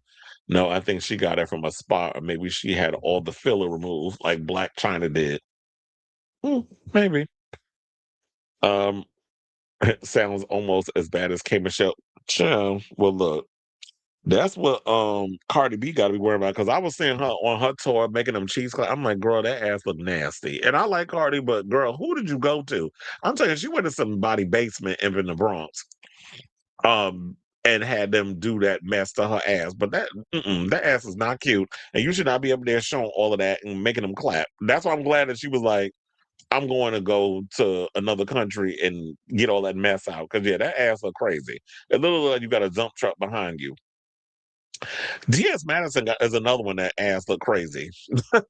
Not in a good way. Not COVID of the face. Well, it'd be funny if that was, I mean, it'd be interesting if that was kind of like what caused it, because, COVID was causing a lot of situations that, oh, excuse me, I'm yawning on camera. COVID was causing a lot of situations and stuff. All right, y'all. So now let's get back into the show and get to our next topic.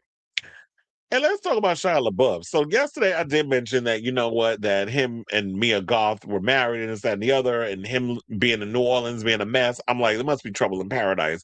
Because clearly, I'm like, why would you be out here binge drinking and acting a fool and headbutting people? Because that was the latest story that came out. He headbutted someone. And then they were trying to, I guess what they were saying was the fight started around the time that they were trying to restrain him because he was out of control. So clearly it was all, in my opinion, a cry for help.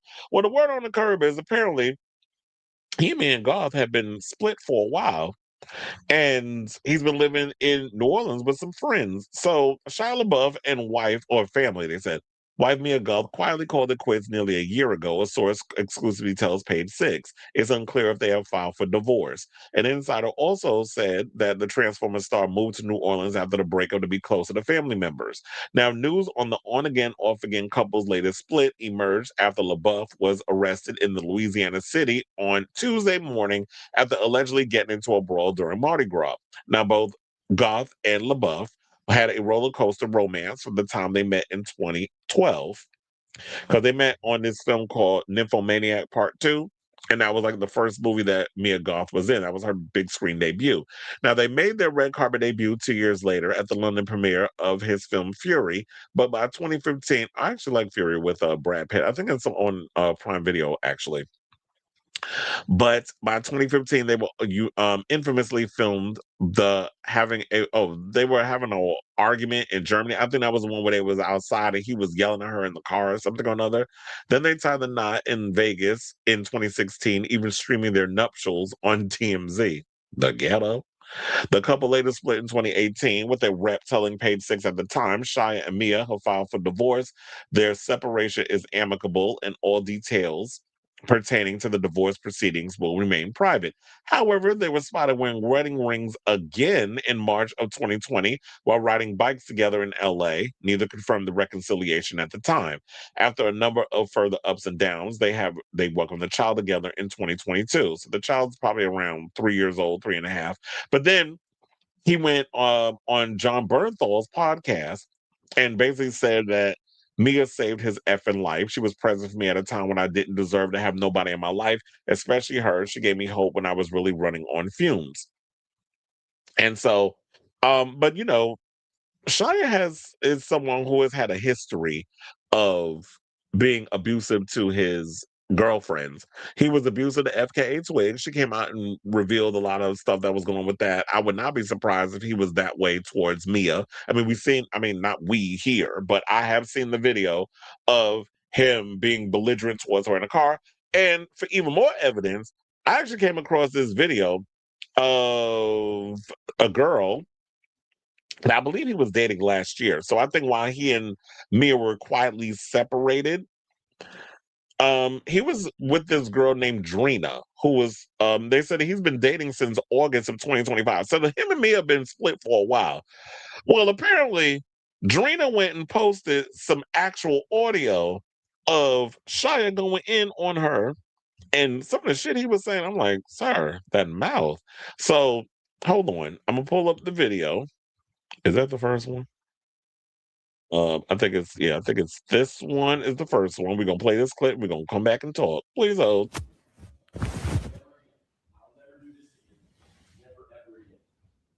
Boy, oh boy.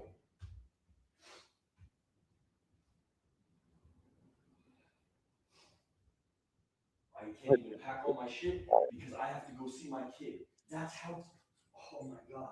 I fucking cannot stand you. I am so out of your fucking. Drina, on my mother's eyes, that's that, dog. Drina, figure out what to say right now. Now! I'm going to change my behavior. When? Now. For who? For you. For who? I'm done already, bitch. I'm gone. You did it to me so heavy. I'm gone now. Now, for who's gonna take the who's gonna receive your good girl? I want to give it to you.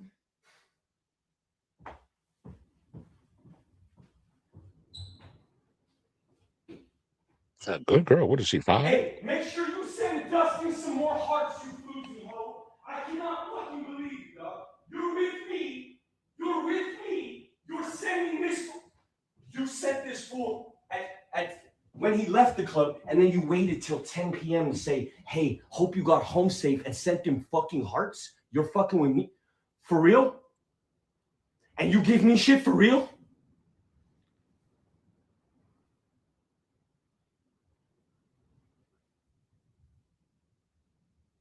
Don't you ever say a fucking word about my behavior, the way I deal with people, women, any of that shit. You have no right to talk to me like that. I don't want you in my life. Fuck you, bitch. I'm done.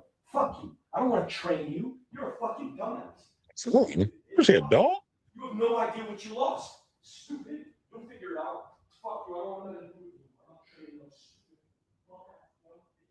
you. Okay, so we can pause it there. But then there's one more video. So, I come with receipts. So we got this one too, where she said as a man, well, somebody, I don't know if this is the same person though, but it said this is a thread of Shia LaBeouf has reportedly been verbally abusing Drina, a 32-year-old woman he's been dating since August of 2025. Hold on, because I gotta switch over. Now we're gonna play this video. Okay. Drina, what else can I do but apologize to you? What else can a man do?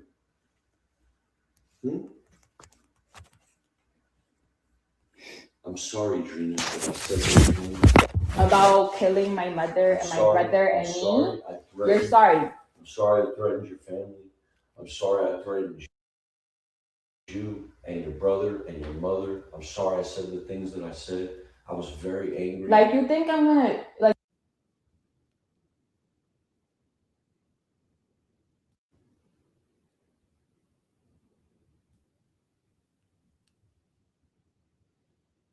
You used me? No. You loved me at any point in this fucking whole journey, stupid bitch? I did. When? The whole time I was When? with you. The whole time I was with you. When the fuck did you love me? When did you care about my heart? When did you calm me down? When did you give me fucking love? When I was in the middle of all this shit that's going on in my fucking life.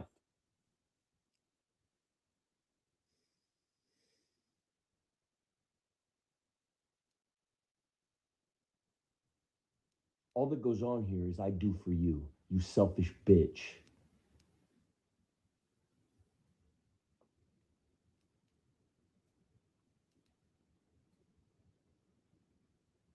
Right, we're gonna pause it there. So it seems like Shia is somebody who is very needy, somebody who needs a lot of that has a lot of codependency issues. Like there was even something where I remember where I was because I saw another video earlier and it went back to the FKA Twigs interview that she did, and she was saying like Shia would always think that she was gonna leave him, or I think that's why I get the whole abandonment issues from. And he was like that he would have her sleep naked in the bed because he always felt like if she had clothes or whatever, that at any point she could just get up and leave him at you know, at any kind of like any time. And it's just unfortunate. Like this is, I don't know. This boy's got a lot of deep rooted issues. I even went and while that video was playing, I had to do some research. So this boy also has a well documented criminal record. So I think there was something where they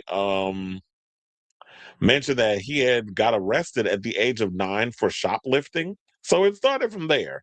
But if we're going to talk about, they said reports indicate ongoing legal issues, including potential charges related to the New Orleans thing we don't need to get into. He got involved in a 2011 bar fight in LA. In 2017, he was arrested for disorderly conduct, obstruction, and public drunkenness, which resulted in court-mandated rehab, and this was in Georgia.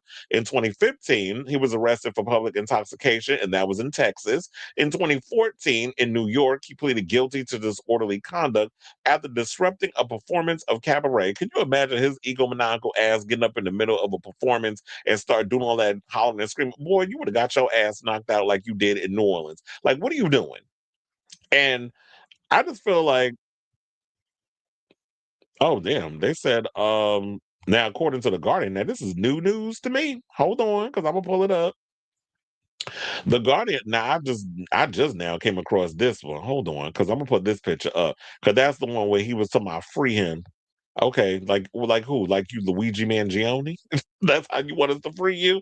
So we'll leave that up there while I go through this. So now, the Guardian is reporting that Shia allegedly called queer man homophobic slurs before New Orleans arrest. They also said actor allegedly also made remarks to man who dresses in drag and was seen dancing on Bourbon Street after arrest. So let's get into the story. So it said the actor Shia LaBeouf allegedly aimed homophobic slurs at 2 men, one who identifies as queer and the other who dresses in drag, as the Transformers star was arrested for purportedly battering them at a bar early on Tuesday morning in New Orleans. Jeffrey Damnit, who was born with the last name Klein and was listed as one of the victims by New Orleans police, says in an interview on Wednesday that he was wearing mascara, eyeshadow, and lipstick when LaBeouf tried to beat him up while screaming, "You're a fucking," rhymes with maggot. Oh, y'all be out here real bold thinking these gays can't fight. And he also shared a cell phone video showing LaBeouf in the back of a vehicle being examined by first responders, glancing over at Damnit and saying the F word.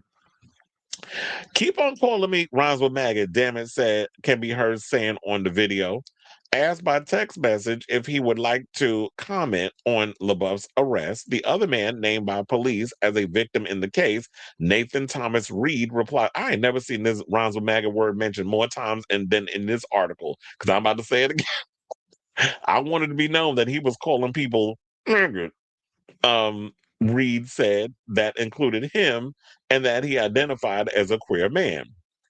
An initial police report furthermore alleged that LaBeouf was heard saying, "These maggots put me in jail," while referring to his Catholic please. He's Catholic? Why I thought he was a big old Jew.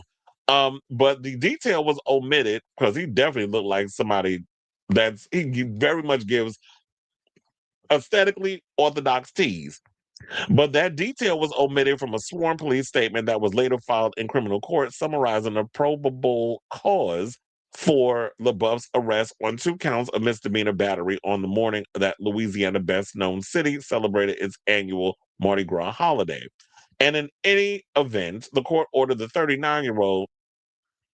Damn, how you think? But I said, that's what happens when y'all be drinking all that damn alcohol. Because I was looking at Shia. Shia got a head full of gray hair and the beard is all gray. I'm like, he looks older. They say he's 39. He literally looked like he's past 50. And not in a good way. Anyway, so it said the award-winning actor was released from custody on his own reconnaissance pending the outcome of the case on Tuesday afternoon before any other allegations of homophobic comments had become part of the official record, according to a source of direct knowledge of the matter. Reps for LaBeouf did not immediately respond for a request for comment about the statements from Damnit, who spent Mardi Gras dressed in drag, and Reed. A police spokesperson declined to comment, saying this remains an ongoing investigation that has to be adjudicated in court. Excuse me. Should additional information become available for release, he will provide an update accordingly. And I find it funny that you up in New Orleans of all places throwing around homophobic slurs. Do you not know where the hell you are, sir? And especially working in Hollywood, I'm sure there's been plenty of rhymes with maggots you've come across and never even done scenes with. So all of a sudden, this whole homophobic side of you coming out, I'm disappointed but not surprised. Now, Louisiana law does allow state prosecutors to file hate crime charges in cases where violent crime victims were targeted because of actual or perceived race, age, gender, sexual orientation, or other such categories. It wasn't immediately clear Wednesday whether that law, which can enhance penalties for certain offenses, might become relevant in LaBeouf's case. Now, within hours of his release, LaBeouf was seen on Bourbon Street, a prime location during New Orleans famed festivities, dancing with Mardi Gras beads around his neck and his release papers in his mouth. Now, hold on, because I got that picture and I was going to transition to that other article. But since The Guardian actually put it up in there, I don't need to use the other article. So yeah, there's the picture of him looking like a damn fool with his paperwork in his mouth, like literally giving a middle finger to the judicial system. God bless you guys. Mardi Gras is amazing, LaBeouf told a reporter from WAFB, a news station from nearby Baton Rouge.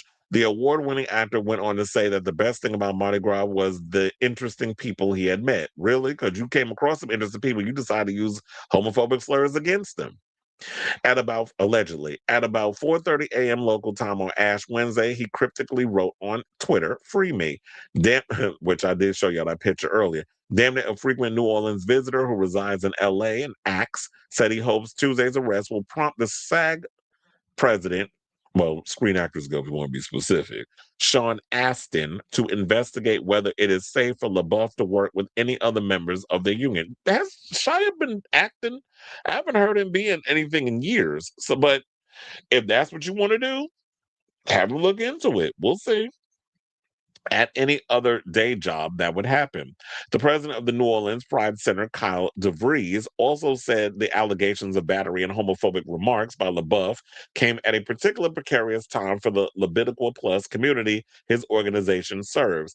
Labiqua Plus advocacy groups such as GLAD and the Human Rights Campaign in recent years have documented a rise in attacks based on gender identity as well as sexual orientation in the U.S. That climate has resulted in part from Republican-controlled states eliminating or restricting rights and protections for members of the Labiqua Plus community. But as DeVries puts it, another has been the casual normalization of hurtful slurs. When you have someone with celebrity status attacking communities already under attack, it would give others permission to do the same, adding that he would like to see LaBeouf's peers in Hollywood hold him accountable. Well, you know, Mel Gibson, apparently, according to him, according to Shia, basically helped him get himself back in order. And that'd be the last person y'all want to kind of come to the aid of the gays, especially the way he's portrayed gays in his films. Do we need to talk about that scene in Braveheart and some of the despicable things that that man has said over the years?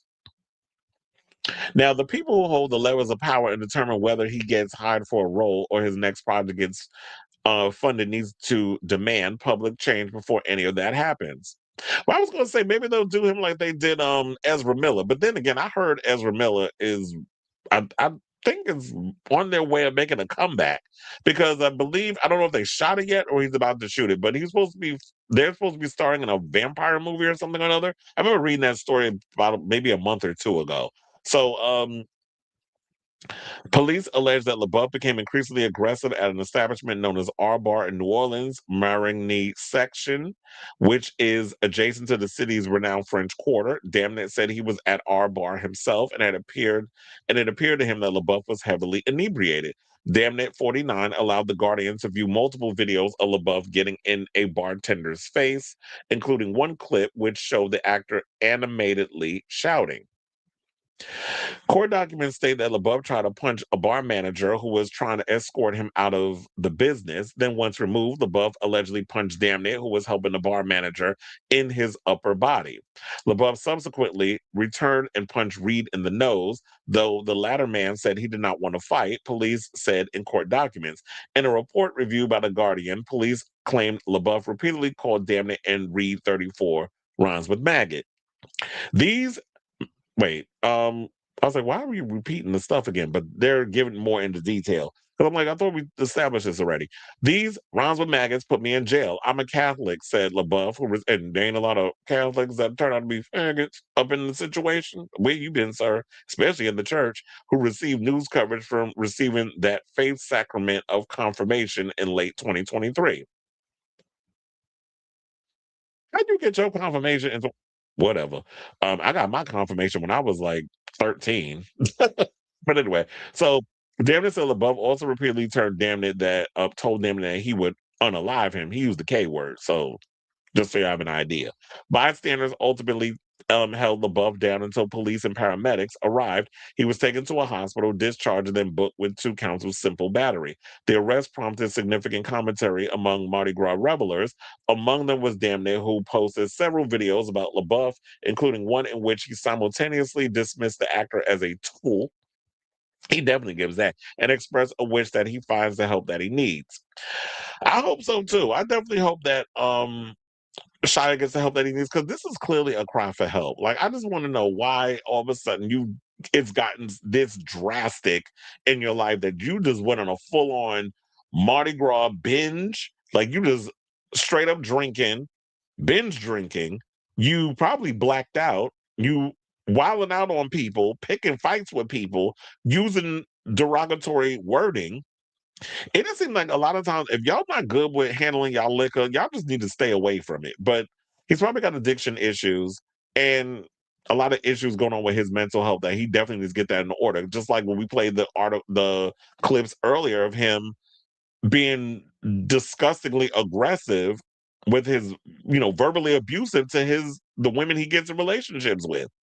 So be warned, any future woman that get in a relationship with Shia, if you think you got the magic golden pussy that's going to change him, oh no, a leopard never changes his spots. And it don't seem like he's going to change his anytime soon. So I think we're almost done with the article. They said, Damn it, on Wednesday said he thought he wouldn't be allowed to party on Bourbon after LaBeouf's alleged behavior. But Damn it said it disappointed him to see LaBeouf was in jail for less time than I slept that night. Because, yeah, I heard that if you in jail, if you get arrested during Mardi Gras, you stay in jail for a minute. Like, you're not getting out of jail overnight. But I guess because he's a celebrity and he's got status and access, that he's going to get pushed to the front of the line quicker. So a friend of Damon, a criminal defense attorney, Michael Kennedy, now you know the gays, we know people, was with him on Wednesday and said it was concerning that neither the arrest affidavit filed in court nor a police statement to the media mentioned homophobic slurs. That was the case even when Damon captured one instance on video. Kennedy, who is a homosexual, also said LaBeouf's release from custody was exceptionally expeditious. Well, I feel like T.I. saying that word expeditious, especially during the time of year when little, if any, official business gets done quickly in New Orleans. That's what I said. It's like, if you're going to be in jail, you're going to be in jail for a minute. Nobody's moving you up and out and getting a release that fast. But it's like, because he's a celebrity, he got pushed to the front of the line. So it sends the wrong message that someone famous can come to our celebration and terrorize other attendees without meaningful consequence. This is unacceptable. Now, LaBeouf's arrest papers list his address as a home with an assessed property tax value of nearly $840,000, which was sold in December in New Orleans' West Riverside neighborhood. The celebrity news outlet Page Six reported that LaBeouf moved to New Orleans to be close to family after a split from his wife, Mia Goth, who is an actor and model. Now, reports of LaBeouf engaging in unruly behavior across New Orleans in the lead up to the celebration have surfaced for days. Okay, so now they're getting more stuff. So now they get into the FKA Twig stuff because they said he settled a lawsuit with the British singer, which accused him of sexual battery, assault, and infliction of emotional distress during a past relationship, which he denied. But based on them videos and things that I was showing you, I believe it. But he's also discussed his struggles with sobriety, a bunch of other stuff. So I hope he gets the help that he needs, but I don't know if he actually will at this point. It looks like what they said, but he was back out there drinking, right after he just got released from jail with the paperwork. He back on Bourbon Street, dipping it and doing it. And I'm sitting there like, so you didn't learn your lesson. You went back to doing the same bullshit you did before. But here's the thing, sir. So that was the warning shot. You're going to roll up on the wrong bitch out in New Orleans, and you're going to end up being on that list of in memoriams that we be talking about in Hollywood with these actors all the damn time. But we're going to see if Hollywood will celebrate a troublemaker or somebody who was really out here doing some shit in Hollywood, which you should be doing. But you allowing all that dark side of your whatever demons you got that you're dealing with, you're not dealing with them demons and you just letting them overpower you and you out here being a goddamn menace, which I don't know what you were expecting to get from that. I mean, I like Shia LaBeouf. I grew up on Shia LaBeouf and now he a mess. So good luck to you, sir. I don't know what else to add to that, but I just want to give you all that detail. I'm glad I came across that. That was an accident that I came across that Guardian interview, but I'm glad that I came across it because I don't hear, I mean, I don't know. Maybe there have been some, but I don't know anybody that brought up the angle of like he was out here assaulting queer people and using homophobic slurs while he was on Bourbon Street. So you out here attacking a man in drag and his friend and using derogatory words and having the nerve to use your religion as a shield. Motherfucker, please. Now, as somebody else who came up Roman Catholic, I already know how hypocritical a lot of these people are in the church. So for you to use that as a shield, kind of making me side-eye you that maybe you got some demons a side of yourself that you haven't yet come to terms with, if y'all know what I'm saying, and I think you do. So I say all this to say, what do you guys think of this story? Whatever your thoughts are on this mess, let me know in the comments down below.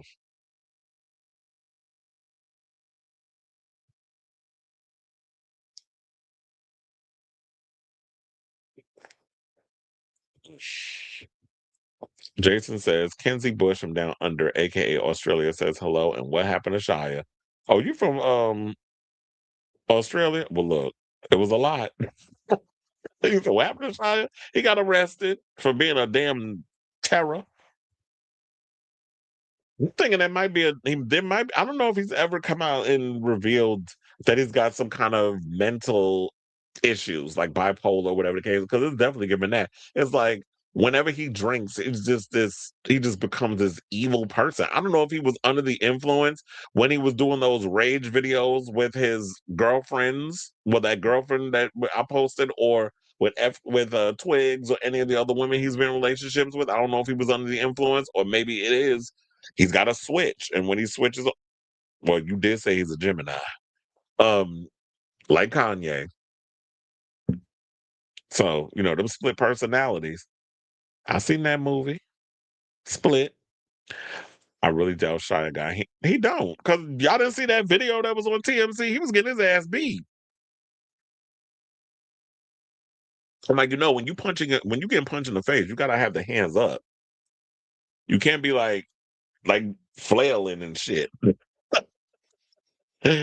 I'm just like, yeah, he don't have hands, because when I seen that video and I was like, I don't know, I know YouTube is really funny with fight videos or whatever, and I don't know what you can get away with. Although Ebro Rosenberg and Ebro Lauren Rosenberg played this video of this wannabe boxer who's now an influencer or whatever. And I don't remember his name, but I'm just like rolling my eyes at the things y'all do to become famous. And apparently he goes out and he picks fights with people and wants to get knocked out on camera for clicks and views. I'm like, is this what we are now? So there's that. We say he's very codependent. Absolutely. It definitely gives codependency, which that's a red flag for me. I do not like somebody that's so damn needy and codependent and just thirsty for codependency.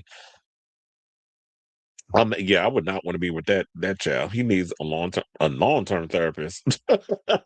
Emphasis on the long term. He said the last movie I saw him in was The Peanut Butter Falcon. He was good in that. When did that come out? But I was like, yeah, I don't know if Shia's really been out here acting. But yeah, people forget quickly about stuff, so he'll get away with it, and they'll still work with him. All right, y'all. So now we got more mess to get into. Now, Fantasia out here fighting with her father because her father all up in her damn business. So apparently what had happened was Fantasia is out here defending her husband because I believe she was performing. He came out and I think it was, when was it? It was Valentine's Day. And he re-proposed to her. I think they've been married for 10 years, which I'm like, damn, where the hell was I? That the time really flew, that it was 10 years that Fantasia been with her man. Because I didn't even realize it was that long. Well, her father decided to go and post a bunch of videos that the neighborhood tour happened to get, and we're gonna play some of the clips. But he was out here putting out her business saying that her husband been robbing her. So how they met was, because I had to look this up, and shout out to Hollywood Unlocked. They said in July 2015, Taylor, 45, first met the When I See You singer at a rooftop bar in North Carolina. During a July 2019 interview on The Breakfast Club, Fantasia said they talked all night long. All night long, all night. And they said 3 weeks later, the two tied the knot in a courthouse wedding. Fantasia said all the things that were on my list, he was. The list included her partner being a man who loved her, her two kids, and God. After their courthouse wedding, the two had another ceremony on a yacht, and this is according to People. So she seems to be happy with it. Child, I done forgot. I knew there was something I was supposed to do, but I forgot to bring it up. So while I play all these threads of videos, I'm gonna have to bring it up because Fantasia, you messy. She not only decided to throw shade at her father, but she posted his mugshot. So we're gonna play this clip, these series of clips. And then we are going to come back and wait, this is the video actually but let me mute it because it's like music and all other stuff. I don't want to get demonetized. But that's him coming out. I was looking at her husband. I said he walking like Nicki Minaj. When you got like all that ass in the back and your feet hurt, that's literally how he out there walking. He got as Phaedra would say, oh, he got that donkey booty. And this is when he comes and gives his little proposal, which I was trying to see if there was a phrase of what it was that he said, and I could have just read it, but I think I closed it. And everybody was living for the whole thing. So there you go. He asking, the usual what they always say when they lead up to the whole ring thing. The ring don't mean a thing to you. I'm gonna give you commentary. Fake commentary. So yeah, he's up in there doing the whole engagement. Shout out to them, but now here come her messy father out here saying that basically said that he called out the proposal and basically said that he pinned missing money on Tasia's financial advisor and then ended up getting him fired. But he was like, he the one out here that's stealing the money. But anyway, let's get into the clip. We're gonna come back, we're gonna talk. Please hold. Those that are Fantasia fans, and because I want y'all to know one thing. I love my daughter. She's my daughter. And I want all her fans to keep her in prayer. The work that I put in with my kids at a young age, I dare not let somebody that I know manipulate. Now, she's had a lot of them to do it in the past. But this one here, I got proof. Those that are Fantasia fans, and you can't come on stage and put together a cry and this, that, and the other when I was just told a week or so ago by a financial person that was fired from her camp that they were running up on him because there was money missing. And there was no paper trail on his part. The other folk got fired. But he got her fired. How a concerned parent like yourself, whoever's got a family, whoever's got a daughter or a son, you sit back, that would be less a man of me. You can't not to shout it out. I called out the man. And sometimes you don't get it. until it's too late. Sometimes. Right, so we're gonna pause it there because I know it gets lengthy. There's a lot more to the slide, and I ain't got time to be sitting here listening to this long-winded ass commentary from Tasia father Joseph Barina. So there was people in the comments. They were just like, "This is Brorilla fault." For those who not familiar, Brorilla is Glorilla's bulldagger sister that was running around here spilling all Glorilla's personal information and saying all kinds of mess about Glorilla for 15 minutes of fame. So now a lot of people out here saying that they trying to do the same thing and had a little clout moment. One person I do agree with what they said, and we can just move on into what Tasia said about it. They said, call your daughter, which I do agree with. Why are you on social media spreading Fantasia business and all that good stuff? Well, guess what? Now Fantasia has entered the chat because I got to pull up the thing, and she came at her father with his mugshot. Did it, child. So let's get to the story. So yeah, she said the following. I wasn't going to do this, but this has gotten out of hand. Joseph Marino, I can't even call you dad or father. You are a donor. We have covered you for long enough. My mom and me have made you look like you were an okay man. Child, well, we already know Tasia illiterate, so we gotta help out a little bit. Look like you were an okay man, but now you have come for my king. Tonight I will go live, and behind me will stand all who knew you. Because she been knew you, not know you. How can someone steal if I, Fantasia Taylor, is the CEO and my King Kendall Taylor is the president of all our companies? Tonight I shall help you finish the war you started. Ooh, it's about to get messy. And have the nerve to pull up the mugshot from 2024, 11/13, Guilford County, North Carolina arrest. Now, what was he arrested for? Because I got that too. Hold on. Now I got to pull that picture up. I told you this is going to be a receipt heavy show today.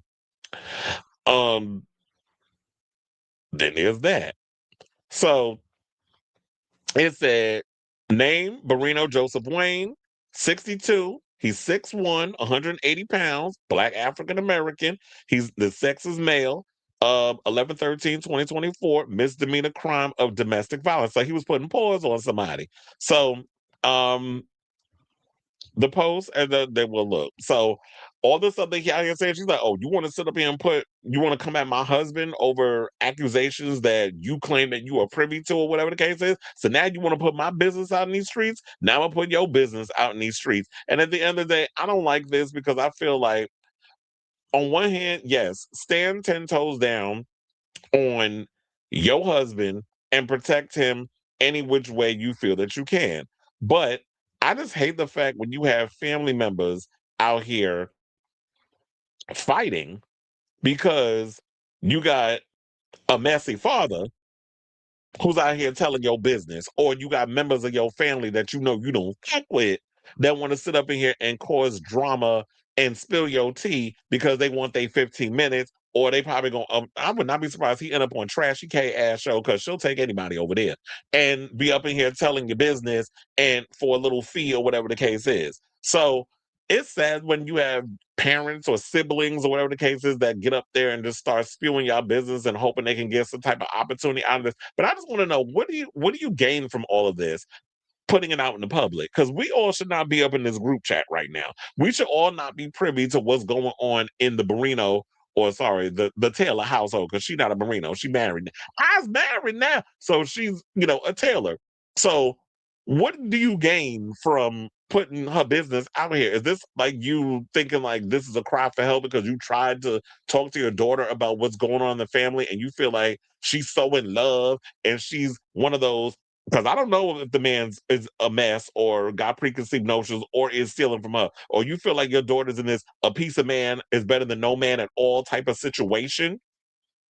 So you feel like the only way that I can get ahead of this situation and actually make sure that she wakey is that I put it out there for the general public to come in and do whatever. Because you talk about pray for her. I'm like, pray for her for what? Why I gotta be why am I in it? Why I gotta sit and waste my prayer on somebody who look like they happy with the relationship they got? I mean, who knows? Maybe that money you talking about went missing. Maybe he used that to buy the ring to put on her finger for that second proposal. Who knows? I'm just being messy, but I'm also just trying to be devil's advocate in this situation. So, Tasia, you messy for this, but Joseph, you started it, and now Tasia out here saying she gonna finish it. So I say all this to say, what do y'all think of this story regarding Fantasia and her father now out here fighting? And this is just sad that this is where we are right now. 2026, we only 2 months in. It has been crazy out in these streets with what's been going on. So yeah, I definitely want to hear from y'all. Let me know what your thoughts are on this story in the comments down below.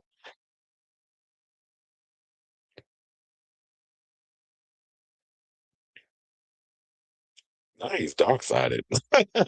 He has been getting a lot of passes because we watched him grow. Well, yeah, there's always a lot of that. A lot of people tend to have a lot of passes. But I told you, they said he got he first got arrested for shoplifting at 9, and it's probably kept going on then.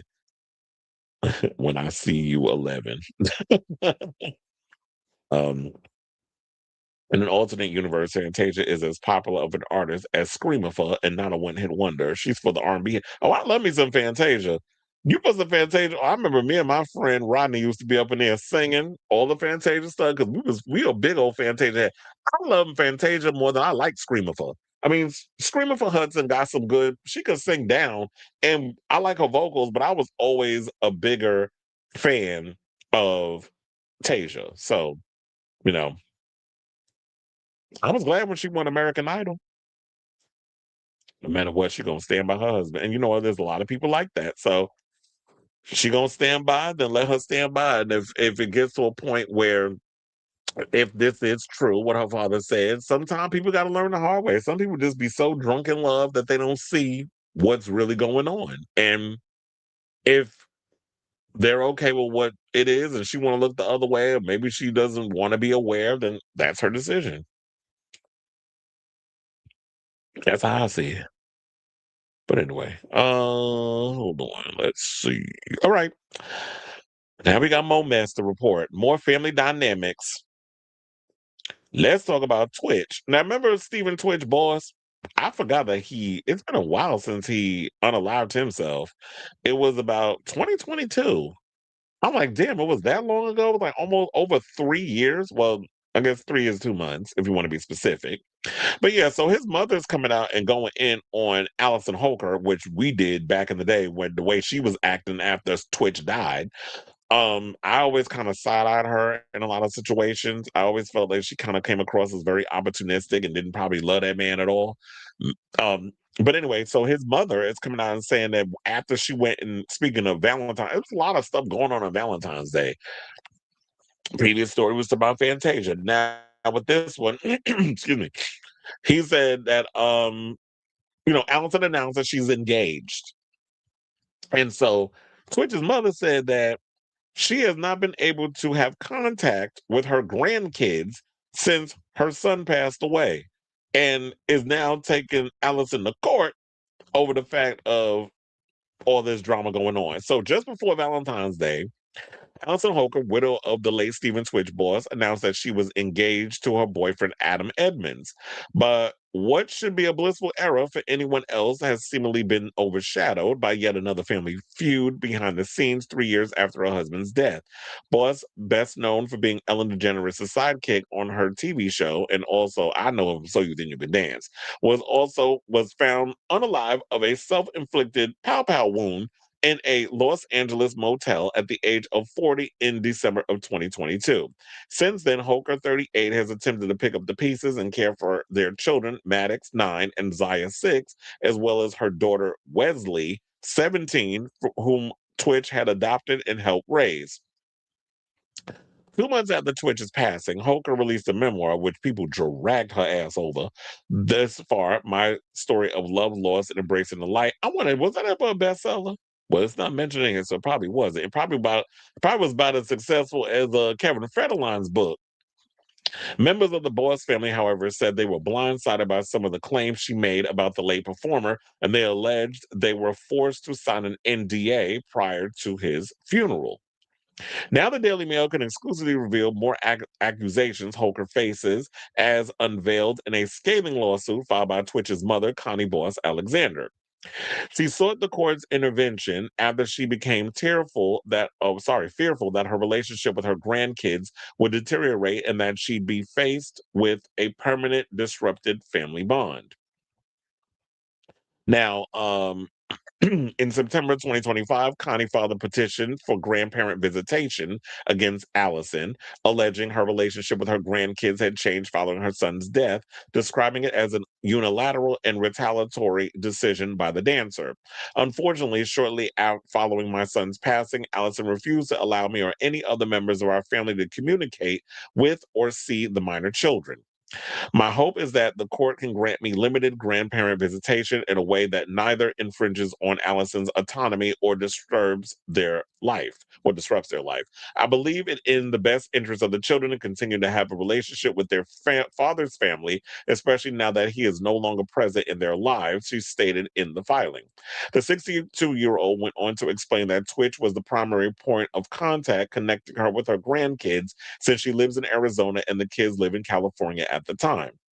After Stephen's passing, things changed, she alleged, noting that she no longer had frequent correspondence with the kids, including phone calls, FaceTime, text, or social media messaging, she says took place multiple times per week. She continued, I did my best during the first year to stay in touch and maintain some consistency, especially for the sake of the children, but it became difficult as respondent Allison began distancing herself, often expressing frustration over public comments she believed our family should have addressed. At times, contact would be cut off altogether and only resumed after I reached out repeatedly. Over time, our communication became increasingly infrequent, and at this point, we're no longer in contact despite my numerous attempts. The comments the family have made about Allison seemingly refers to Connie accusing her of tarnishing Twitch's legacy with debt and drug claims in her memoir. Well, I feel like as a mother, I have a right to come out and defend my child. You're coming up in here and coming with accusations that I don't know to be true, or it might be tarnishing the legacy of my son, and you running around here trying to sell a book with sensationalized whatever, and by putting all these things in there. And Twitch is not here to defend himself, but you was trying to financially benefit off the back of that man, which made people side-eye you. Now it's like you're in a situation where it's like you're trying to weaponize and use, and a lot of you women do it. I'm not saying all, but I said a lot. A lot of you women like to use your kids as these pawns and weaponize them either against the father you mad at, but he's not here, so you can't be mad at him. So you're going to take it out on his family. Because I feel like regardless of whatever the situation is, when it comes with how you feel about the man that decided to take his life for God forbid, whatever reason, I don't like the fact of people trying to keep kids away from family unless that family member is a danger to your children. And I don't think, based off of the evidence or whatever it is that's out here, from what I know, based off of just the information that we have, is that Twitch's mother is a danger to your kids. Because one thing will happen when them kids is old enough, they will go to resent you because you're trying to do this whole control thing. They should know who their family is. They should be able to spend time with family members on the other side. Those kids is half black, and I know damn well she ain't raising them that way. She ain't raising them with the black side.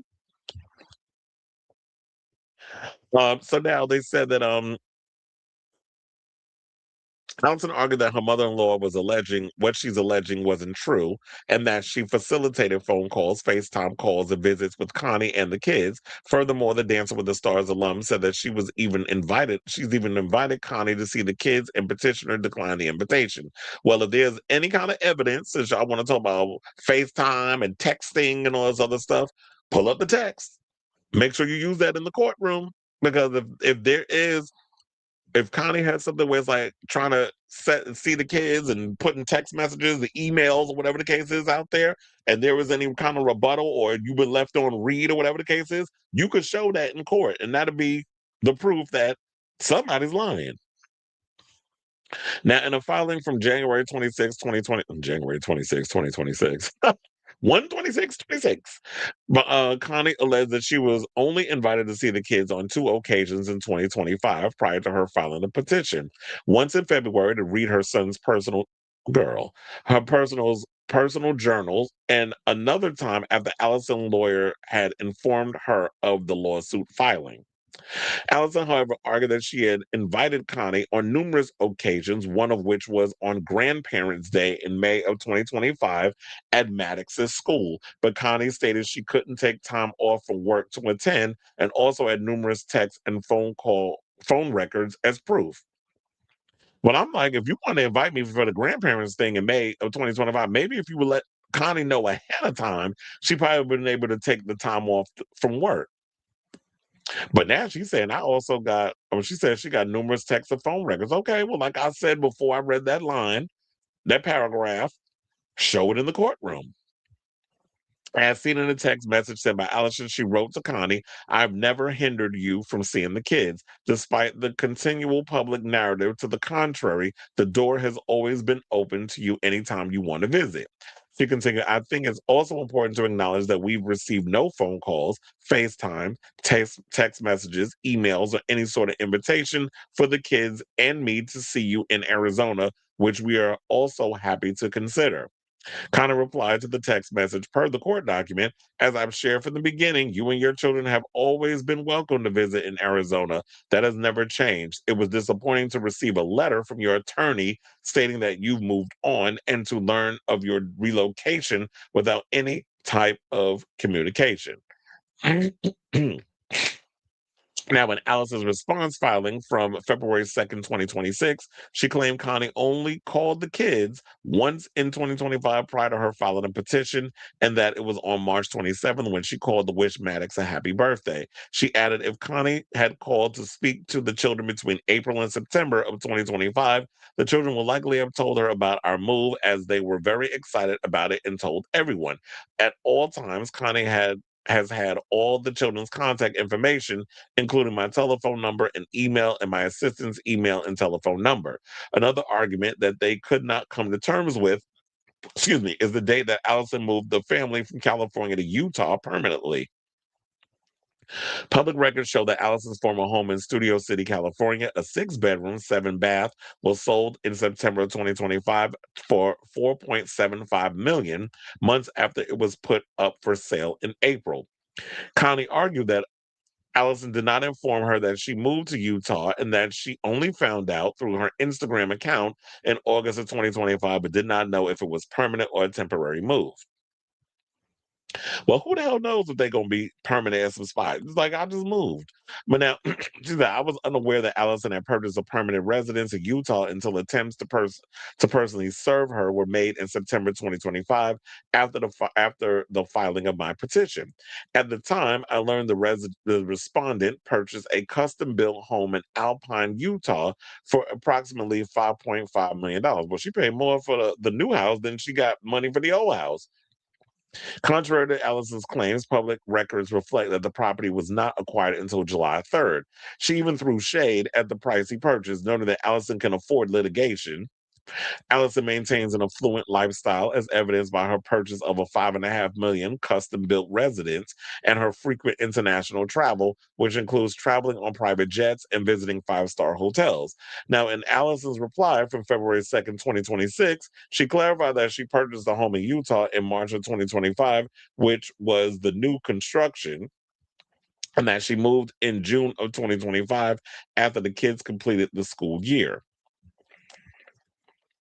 She also said in January 2026 Instagram photo of her in Dubai is a photo of a trip she took back in February 2025, which was a birthday gift from her then boyfriend, Edmonds, a CEO of a Utah property management software company. Well, that's probably where all the money's coming from. She even attached her plane ticket to the lawsuit as proof. Allison's residency was a big argument in the lawsuit since her lawyer attempted to get the lawsuit thrown out due to the lack of jurisdiction in California. Connie, however, said that she filed in California because the children had lived in California for their entire entire lives prior to the move, and she believed in good faith that the court retained jurisdiction to issue orders concerning the minor children. Jesus Christ, this is a lot. Now, because the Daily Mail will give you a full fucking novel.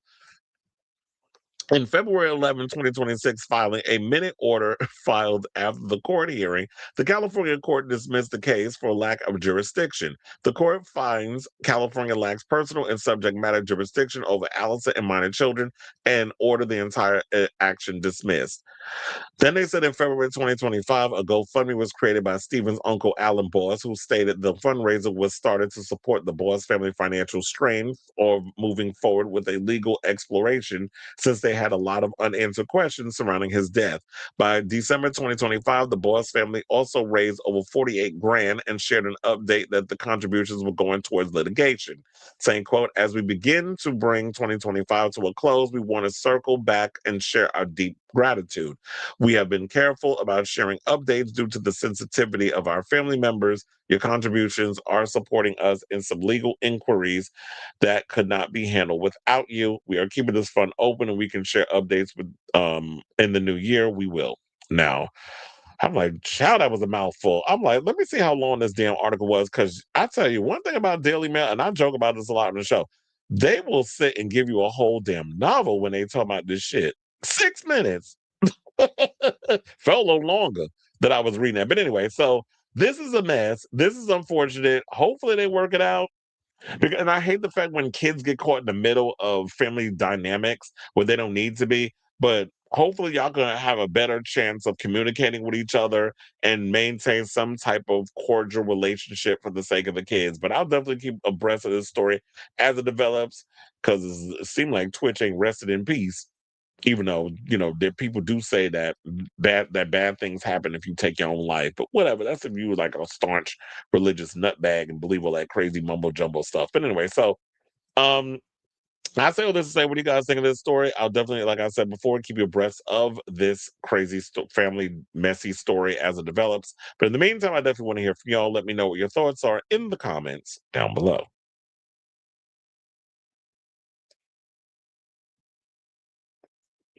Allison was an opportunist. She settled for the man because of the lifestyle she would live. Well, I do kind of, based on the timing, I will agree with you on that, because I felt the same way.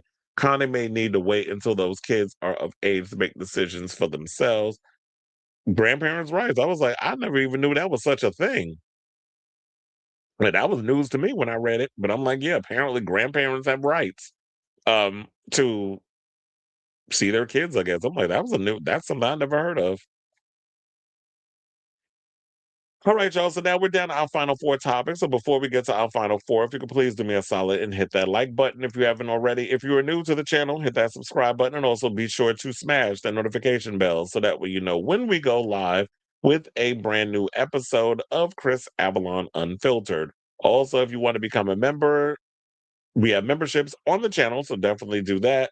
But also hit the like and subscribe and notification. It definitely helps with the algorithm and all that good stuff, pushing the show out there for more eyes and all that good stuff on the channel. Please and thank you. So without further ado, let's talk about Cardi B. So apparently, Cardi B is currently on her Little Miss Drama tour. And people are living. They said she was like the first female rap star to actually sell out 2 nights at the Kia Forum in California. So she managed to hit a milestone. And so congratulations to her. She's up there dipping it and doing it on the stage with this tour. And in the meantime, while she out of here dipping it and doing it, Stefon Diggs is allegedly trying to spin the block and get Cardi or get back in her good graces. And I'm like, sis, if you fall for this mess, I don't want to hear. Because Stefon doing the same damn thing that Offset was doing to you. Where it was, whenever y'all would go through some things, he would woo you back with gifts and things of that nature. And sidebar, it was Raphael pointed this out. Well, sorry, Cleveland, the central government. Cleveland done said on the show, when we was talking about something earlier, he said if you actually take the N out of Stefon's name and you scramble some of the words around, even though you need an extra F up in there, spells Offset, but it's OFSET. S-E-T. So if you kind of spell the word in a way, it's like it's missing a letter, take the N out, put another F in there, it literally be all. I said, child, now if this is not the universe doing some weird mumbo jumbo crap where it's like you dating somebody with kind of like the same letters in their name and they also are similar in certain situations, especially in the wooing department and multiple baby mamas and all of that messiness, then it's like, Cardi, you definitely have a type. So what began as a subtle social media clue has now evolved into what reports describe as a full-blown split between Cardi and Stefon Diggs, which we talked about this like around the time of the Super Bowl. I told y'all that they had broken up, but now it's confirmed. And then I showed y'all that video of Cardi where they was asking on the red carpet if there's anything you got to say to Stefon before before the Super Bowl. And she kind of gave this look like good luck and then walked away. And you could literally see it on her face like, this is a miss. And I'm like, oh, so y'all done broke up or something. What's going on? Miley was good. Like, I was looking at her like something's going on. And come to find out, there was trouble in paradise and they broken up.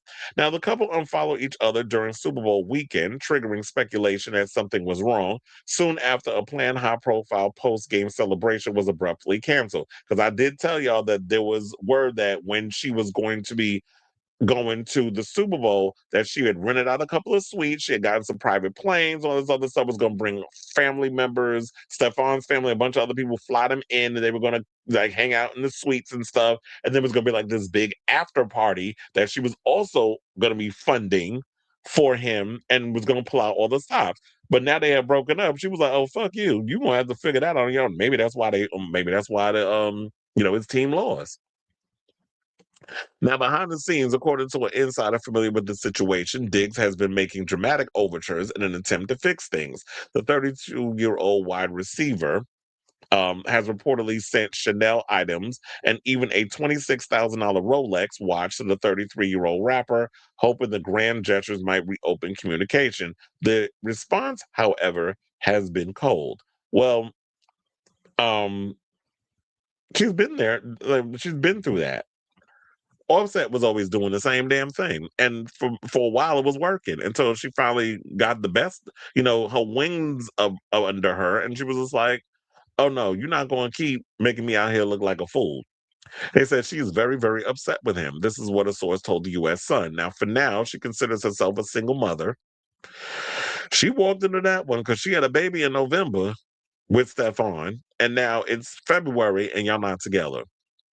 And she had pretty much they said, and she has pretty much put up a wall between them. She has been trying to do everything to talk to her. He's been doing Jesus Christ, what's going on? Okay. He's been trying to do everything to talk to her and see her, but she refused to see or even speak to him since Super Bowl weekend.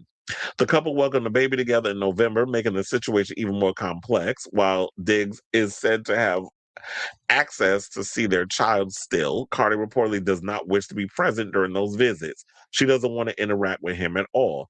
He can see their child, but without her present, as she is extremely angry and doesn't want him interacting with or trying to speak to her right now.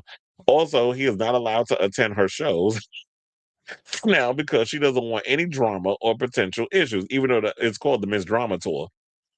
He even tried until the last minute to get to her show support for his last court date, but she didn't answer him. She is putting herself and her son first over a toxic relationship and someone who has deeply disappointed her. Now, the unraveling appears to have accelerated around the Super Bowl. Cardi had reportedly organized an extravagant celebration tied to the game, allegedly spending around $1.2 million on flights, hotels, suites, and an after party. You spent all that money only for him to piss you off, and now you just had to throw away all that damn money. Well, I guess she'll make it back with this tour. Those plans were scrapped at the last minute after what sources described as a disappointing showing by Diggs and his teammates. Observers also noted the presence of several of Diggs' former partners at the stadium, because he had one of his baby mothers there. I think he had quite a few of them. And also a girl who was friends with his baby's mother who slept with Offset. Messy. So all of them was up in there, you giving pounds and kisses and all that other stuff up in there, and knowing full of so you being intentionally messy. So yeah, they said it was fueling rumors that tensions were already simmering. At the same time, insiders suggested that some of the team's significant others also weren't happy with Cardi behind the scenes behavior, adding another layer of strain. I think we also talked about on the show too that she was acting like a diva amongst all the, the footballers' wives and the girlfriends, whoever was there. Because it's like it's a harem of a lot of the women. They all sit together, get along, whatever. And Cardi allegedly was being a diva. Now, complicating matters further is Diggs' ongoing legal situation. The wide receiver pleaded not guilty last week to felony strangulation and misdemeanor assault and battery charges. So Cardi definitely know how to pick them. She going through it. And stand your ground. But if you're going to keep dealing with, here's the thing. It just got to come a point. I mean, I know she's like a year older than him. She's like 33. He's 32. You got to grow up. I understand, like, a leopard never changes spots. And I know, like, girl, you still trying to hold on to the whole hood aspect. But it's like, sis, you're not even part of that world no more. You don't need to still try to perpetuate a lot of that. Leave all that shit behind. Start loving upon yourself. Have better sense of yourself. And in so many ways, stop running around here being a baby mama because it's not a good look. Like, you having all these kids with all these different men. And I'm not saying that we just gonna blame it on her because men, y'all just as messy with that too. Just as much as I going on Nick Cannon for being a mess, like I'm gonna get on her too. And I understand she has the money, she's able to take care of these kids. But you have to realize money is not always the answer to everything. Yes, financially, she can sit and take care of 4 children to have nannies or whoever to get these kids from point A to point B or whatever. But you don't want the drama and the mess that comes with having multiple baby fathers who keep treating you like shit because it's literally become a pattern with the situation you dealt with Offset and now you dealing with it with Stefon. It's like history repeating itself. At some point, you got to kind of look at yourself and think, and yes, pun intended, am I the drama? So I say all this to say, what do you guys think of this story? Because this is the latest. Sort of multiple things. The Sun was talking about it. Monica was talking about it, and yeah. So Cardi, I mean, this is good grist for your mill for the music, but you gotta stop being so damn messy. So and having these kids caught up in all this mess too. So let me know what your thoughts are on this story in the comments down below. All right, y'all. So now we got more mess. This might be the last mess. It might be. Let's talk about this old stunt queen, Ray J. So apparently he was out here faking it because some people was talking about, why does this boy got blood coming out of his eyes while he on stage performing? And then he had this heart monitor on his chest, which I'm like, is he about to have like a situation on the stage and got people freaking out? Well, apparently, according to somebody in the know, Ray J was out here pulling stunts, which is kind of like, pathetic because it's like, damn boy, we can't even take nothing you do seriously. And I kind of side-eyed it for a while because there was also a situation when he was on that hospital bed when he first was talking about, I only got like, my heart's beating at, what was it, 20% or whatever the case was. And you got them taking videos of you in the hospital. I was like, well, everything ain't content. Everything is not a stunt. But according to Ray J, because he needs attention, that's literally what it's become. So the One Wish singer prompted concern over Valentine's Day weekend. Just told you, everything was happening on Valentine's Day and the weekend surrounding it. After attendees of his intimate February 14th Shreveport, Louisiana concert noticed blood dripping from his eyes and heart monitor during his performance. Now, days later, footage obtained by KTAL6 seems to show the musician applying a substance to his face before stepping out on stage. In the same report, a photographer who was working at the event told the local outlet that the fake blood was all part of Ray J's plan. He loves the camera. He loves the attention, said the photographer, identified as Tommy Nard II. Anybody that knows him, it's all theatrical. Nard added that while watching Ray J prepare for the show backstage, he was confused by the musician's decision to apply the fake blood. I'm behind the scenes like, what are you doing? He recalls. So I literally saw him put on the fake blood and go out there with the crowd, which is very shocking that he would do something like that. A rep for Ray J did not immediately respond to Entertainment Weekly's request for comment. Now, ahead of Ray J's Saturday performance, the singer and reality star, you got to put reality star over singer because he be pulling these same goddamn stunts. Like him and Tamar Braxton be in the same bracket with that. where y'all literally y'all got so much talent. Ray J is very talented. He's from the same, I mean, he's from the House of Norwood, but Brandi, we already know, is the bigger star. He got pipes. If he actually, as Brandi said, if he drink them teas, I be making, that I be drinking. The voice really be popping, but he don't be taking care of it. He be drinking. He be out here being a mess, smoking, and all this other stuff, which we see has apparently, according to him, affected his health. But now it's hard to believe if you really do have any kind of medical ailments because everything you do is a stunt. So God forbid if something actually happens to you on stage, and if you do have heart issues and you out there singing One Wish, and then all of a sudden you drop dead on the floor, people gonna be thinking, oh, Ray pulling a stunt. Ray out here being, oh, it's a joke. And then all of a sudden, they could have been up there giving you CPR. They think you joking. And then by the time people actually realize, oh no, this ninja is for real, it's too late. He been down on the ground too long. You only got 5 minutes to get somebody before they pronounce dead, or was it 7 minutes? So I don't think playing with medical stuff is funny. It's not a joke. I know you can come up with stunts and things, but how about this, Ray J? For once, how about you, if you really serious about this music, how about you actually focus on showcasing your talent instead of pulling stunt queen antics? Because when you start playing with your health, the universe has a way of humbling your ass real quick. Which is why I don't like messing with health stuff. I don't play around about health and none of that. So they said afterwards, footage of the concert made the rounds online, including a clip in which Ray J takes off his sunglasses on stage to reveal blood pooled beneath both of his eyes. Another clip shows him taking off the top of his orange jumpsuit to reveal blood smeared on the medical device, resembling a heart monitor. After a backstage video, Ray J responded and claims he looks sick by saying he was feeling better. Hey y'all, we're perfectly fine. Nobody's sick. He reiterated with a smile. Look at me, I'm fine, y'all.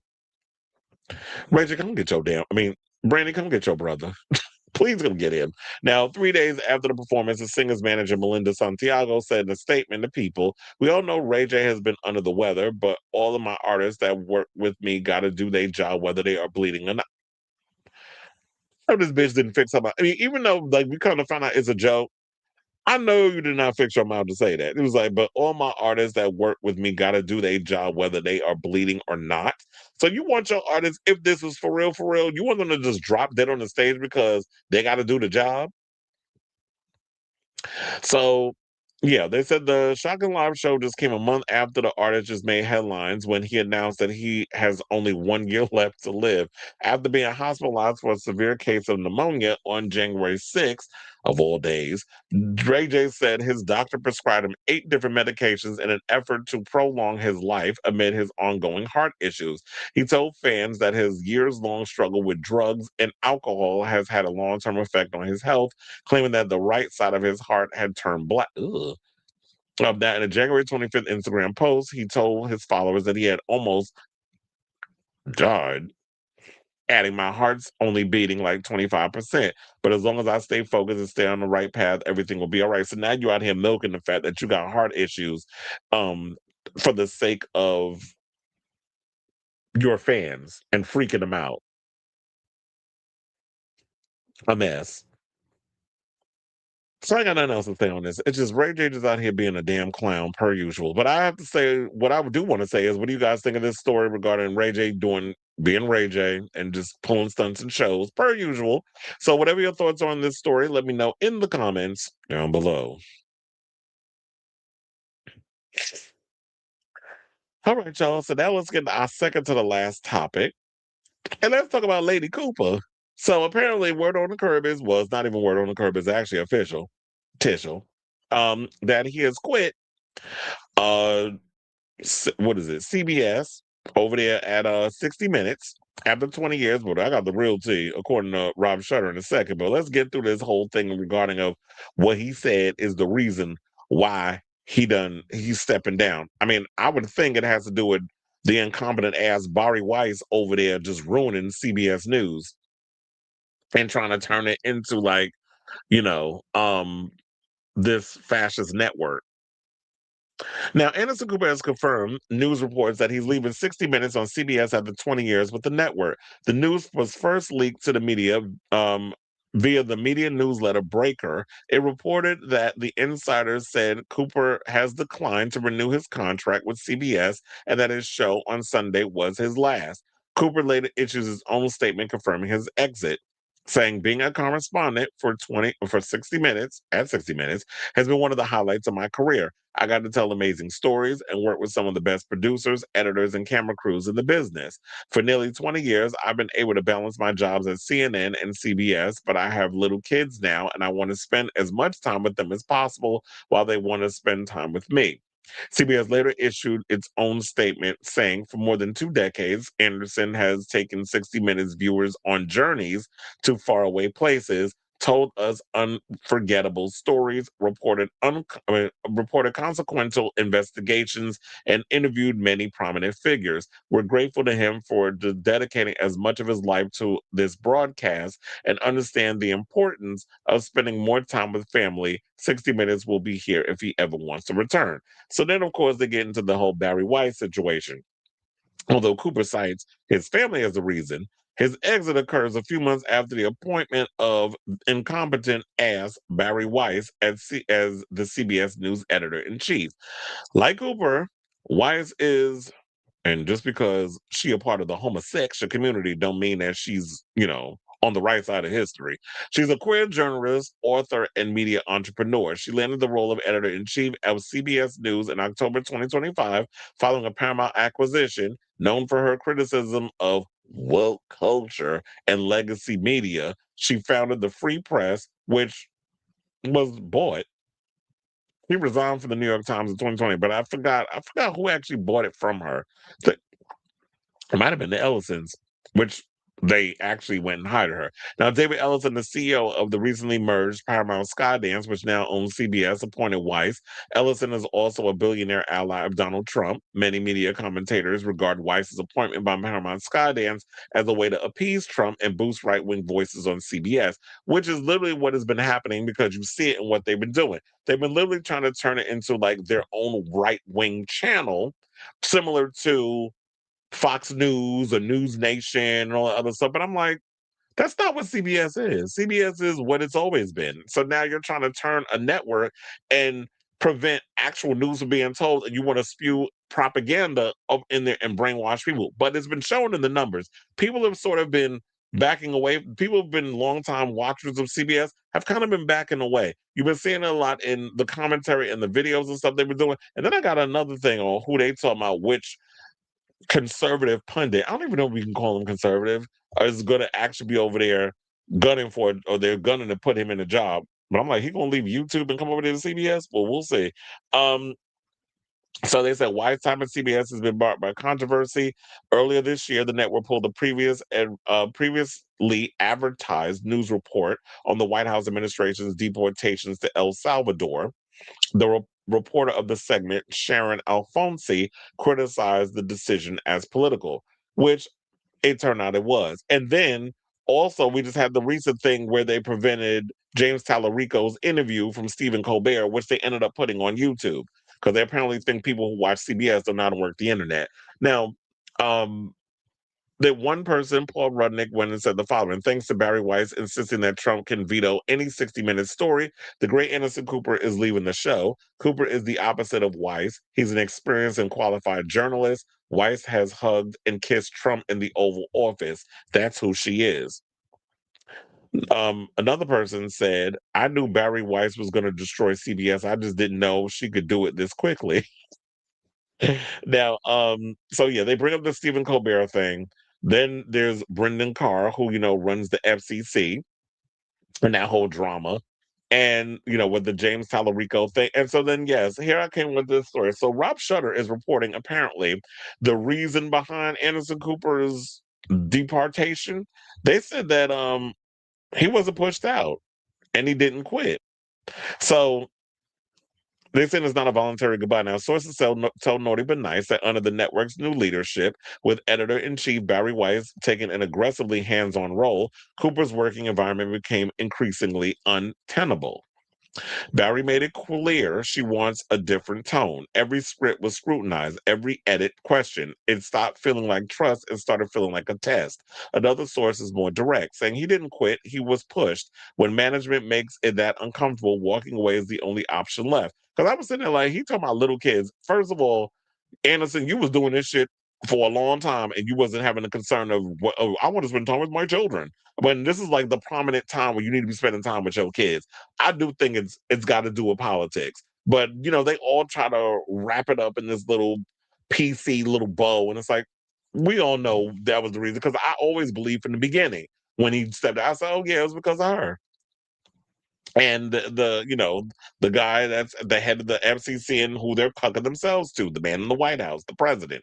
So now another source is more, and they said multiple staffers described an atmosphere where Cooper's measured, calm reporting style no longer aligned with what executives wanted, saying they're looking for edge, for dominance, for a different kind of presence. Okay. Anderson is thoughtful and precise. That suddenly became a liability.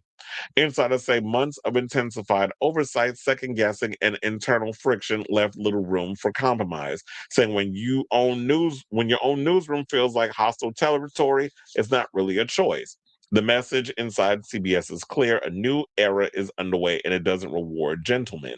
So yeah, I guess what they want to do is they want to compete with the internet, because you have a lot of people who are on social media who act like they have a background in politics or understand politics and have a journalism degree when they don't. They're just people with an opinion and just cut themselves to whoever because they want to be a part of the a certain group or be in the group chat or whatever the case is.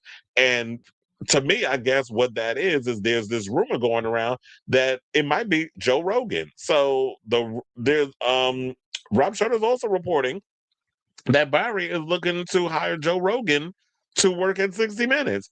What alternate universe? I hate this timeline that we're in, by the way. Joe Rogan's a fucking idiot. He doesn't know what he's talking about half the time on a lot of things he talks about on the show, and I've watched him in a lot of situations. But what the hell what is he on? Those creatine shakes, whatever it is that he be drinking, those pre-workout shakes, done fucked up his brain. Kind of like that old mess RFK Jr., who was, I hate to bring it up, but did y'all see that video of him and Kid Rock in a hot tub together? That has got to be the worst attempt at gay porn I've seen since, I don't know, I can't think of anything. It's just the worst attempt at gay porn. But so now they're saying that sources tell Naughty Been Nice that as CBS recalibrates following Anderson Cooper's departure, new leadership is thinking radically different about the future of the iconic news magazine. And they said they want oxygen in the room. Well, he's going to suck it all up. They said not someone preaching to the choir. They're looking for reach. According to multiple sources, Rogan's massive podcast experience and long-term interview style have caught the attention of editor-in-chief Barry Weiss. Well, here's the thing. What kind of interview style? Because Joe Rogan don't really ask questions. No, Joe Rogan has given a lot of people that he has a bias towards.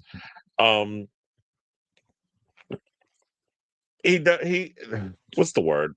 I just feel like that he kind of gives a lot of softball questions and a lot of things that he really don't hold people's feet to the fire when he interviews them. So they're saying that his massive podcast audience and long-form interview style have caught the attention of the editor-in-chief.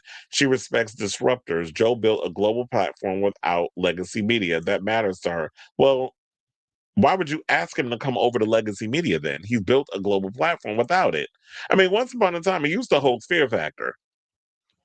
So that was part of legacy media. And I feel like he's probably doing just fine where he is. He does the UFC and he also does the other thing. So I think like, girl, if you really think that bringing Joe Rogan of all people or trying to slowly turn it into the MAGA network is going to help that channel anyway, you're destroying what little is left of 60 Minutes, let alone CBS. Barry Weiss needs to go. She is just ruining what little sense of credibility that the network has. I didn't know she was going to destroy that damn channel that quick. And this is why I've been so hell-bent on like hoping and praying that Paramount does not get their hands on Warner Brothers. They're still trying to get their hands on them. Now, and they said, and then there's been stories going around where they were saying like, well, Warner Brothers is considering it. No, they're giving you a well. Now, what's the thing is they're giving them a week. I don't know how many days is left in the week that they gave them from the time when the story came out. Maybe like the end of this week to come up with a proposal to see if they can outbid Netflix. And Netflix has the wherewithal to combat that bid. I don't think that Paramount Plus is going to get their hands on Warner Brothers. This is the last time they said this is it. After this, go the fuck away. Like you're literally acting like the guy who doesn't understand that no means no. Like literally to the girl. Like you trying to hit her up, hit on her, take her out. She's like, I'm not interested. What part of that do you not get? Larry Ellison, I mean, the Ellisons clearly they got hearing issues. So I think what it is, they'll entertain it. They'll get just to protect themselves because you can't say, no, we good. We don't want to hear any more things from you. You got to protect yourself in these legal situations. So we'll hear your proposal. We'll entertain it, but we've already in our mind and based in, the reality of it all, we have our mind made up. We're going with Netflix. Netflix is a Netflix studio. And we know what you're trying to do. You want all of it so that way you can get your hands on CNN, which I don't understand what's the point of you wanting to ruin CNN any more than it's already ruining itself, because as long as they keep having these morons like Scott Jennings and his smug-looking ass sitting up there on that panel spewing his bullshit every single chance he gets, we don't need a Barry Weiss to come up in there and ruin CNN. They're already doing the work for him. So I don't understand the need to want to do it. They want to cross the aisle and talk to these psychopathic Republican, extremists, if you want to call them that. So so that's what it is so far. So yeah, Anderson Cooper is somebody that he's leaving because he wants to spend time with the kids. It's nice that you want to blame it on the kids, but in reality, I do feel like he doesn't like the change that's happening within media, especially these political people and oligarchs and business people in corporate spots coming in and allowing politics to infiltrate how journalism is told in a country that's supposed to be about democracy. So I guess he don't want to be a part of that. So I think a lot of people feel like, well, I'm gonna just quit. And then who knows? Maybe Anderson, but I don't know if he's that interesting enough to even pull something off like this. Like maybe go in the direction of a Joy Reid or a Don Lemon and do your show on YouTube. But I don't know if Anderson gives off the wherewithal of people wanting to be interested in watching him on YouTube. I don't think he has that je ne sais quoi that a Don Lemon has on, the personality. Because remember, once upon a time, he tried to do the talk show thing. Didn't work out for him. So I say all this to say, what do you guys think of this story? Whatever your thoughts are on this story regarding Anderson Cooper, let me know your thoughts in the comments down below.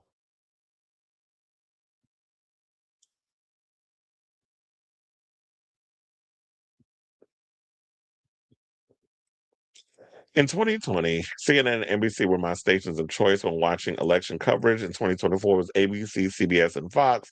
I'm glad Anderson left. He's an astonishing journalist that deserves more than C tier, not C tier CNN. But oh yeah, then I was hearing a story. I meant to mention that in the thing, but yeah, I'm hearing word on the street is that if this doesn't work out, that Comcast might be looking to sell NBC Universal. NBC Universal is floundering right now. Yeah, they're doing well because of the Olympics, but a lot of the programming they have on there, people really aren't engaging with it. And to be honest, even though I'm paying for Peacock, there's not really much on there worth watching except the trailers and a couple of movies they drop on there. Speaking of which, I think on Friday they're supposed to put Wicked for Good up on the streamer. So I'll finally get around to watching it because I already said I wasn't paying to rent it. Also, I just heard Kill Bill, A Whole Bloody Affair, the full 4-hour stitch part 1 and part 2 together. You could actually buy it. It's available to own now. So I want to buy that because it's like $20. So I'm planning on buying it and having it in my part of my collection because I actually liked seeing it when it was a movie. I was like, damn, this movie's long. I didn't get out of the theater until midnight when I went to go see it. But because I think I went to see it after work. So I finally got around to see it and I was like, okay, I'm tired. I'm ready to go home. And now I'm glad I'm able to finally own it. So if I want to sit and pop it on anytime, then great. But yeah, so the whole thing about I don't know if I mentioned it, or because I've been going off on different tangents. But they're talking about like, yeah, that Comcast might be looking to sell NBC Universal, and that Peacock and Paramount Plus might merge as a full streaming service because they're both kind of floundering right now. So they might actually merge and become one. I don't know how I feel about that. I don't like the idea of them trying to own anything because them all trying to swallow up all these different networks. I'm not really feeling, but Warner Brothers, I really don't want Paramount to get their hands on. It's like hell no.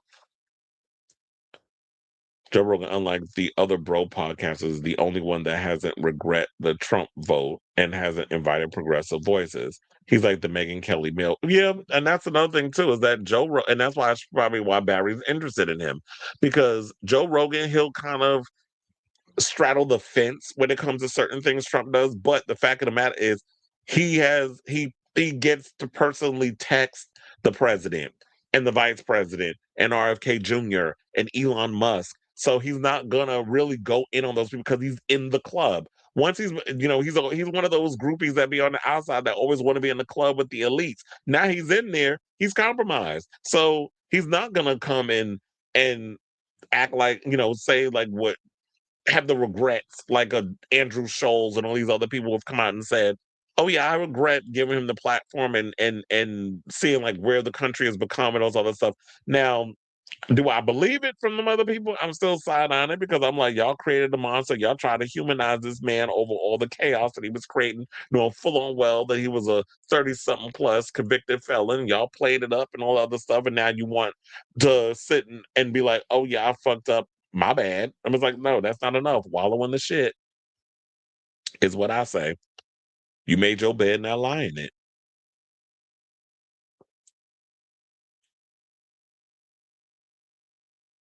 No shade, but you want to know something? I haven't watched the Winter Olympics. I tried, like at times. I'm like, oh yeah, I'm gonna get around to it. I don't think I've ever really cared about the Winter Olympics or the Olympics in general. I always try to get in and be like, oh yeah, I'm gonna get into it. I'm gonna watch it, whatever. Now here's the thing: when I'm at work and it's on the TVs in the break room, and I'm sitting there eating my food after I came from the gym, and I'm conversing with my coworkers, and it's on the television, I'll glance up and I'll watch because everybody's engaged. But me literally sitting there having the Olympics on, I don't care enough. It's like, where I work, when I'm at the Garden with hockey and basketball, tomorrow I'm working the Knicks game. So it's like, I think they're playing the Detroit Pistons tomorrow. But it was like with that, and then baseball season's about to start. I'm so engulfed in working in sports and stuff. Um, when I'm actually able to sit at home, I don't engage as much because I'm like I'm in it in the real world. I'm engulfed in dealing with um live sports entertainment. Madonna's getting dragged because she set her. Oh yeah, I heard about that. But look, shit happens. That's all I'll say on that. All right, y'all. So now let's get into our final topic. And let's talk about Karamo. So he recently posted on his Instagram about how he was forcing connections, amid all the fallout of Queer. So maybe in a way he was talking, but not really talking about that, he was forcing connections with people, excuse me, who were unable to see their value. Now, as Queer airs its 10th and final season, one of the Fab Five has been laying out his feelings about his connections to his castmates. Excuse me, Karamo Brown hasn't been shy about his rocky relationship with the rest of the Fab Five. In a new video uploaded to Instagram on Tuesday, he said that he would force connections with others because of his abandonment issues related to having a homophobic father. See that, Shia? Maybe you need to come in and watch this video, maybe learn something. But I do have the video. I didn't click on it because I wanted to have it like fresh for y'all to hear. So hold on. We are on his page. Where is the store? Oh yeah, here it is. We're gonna play it. We're gonna come back and talk. Hold on, let's play it again.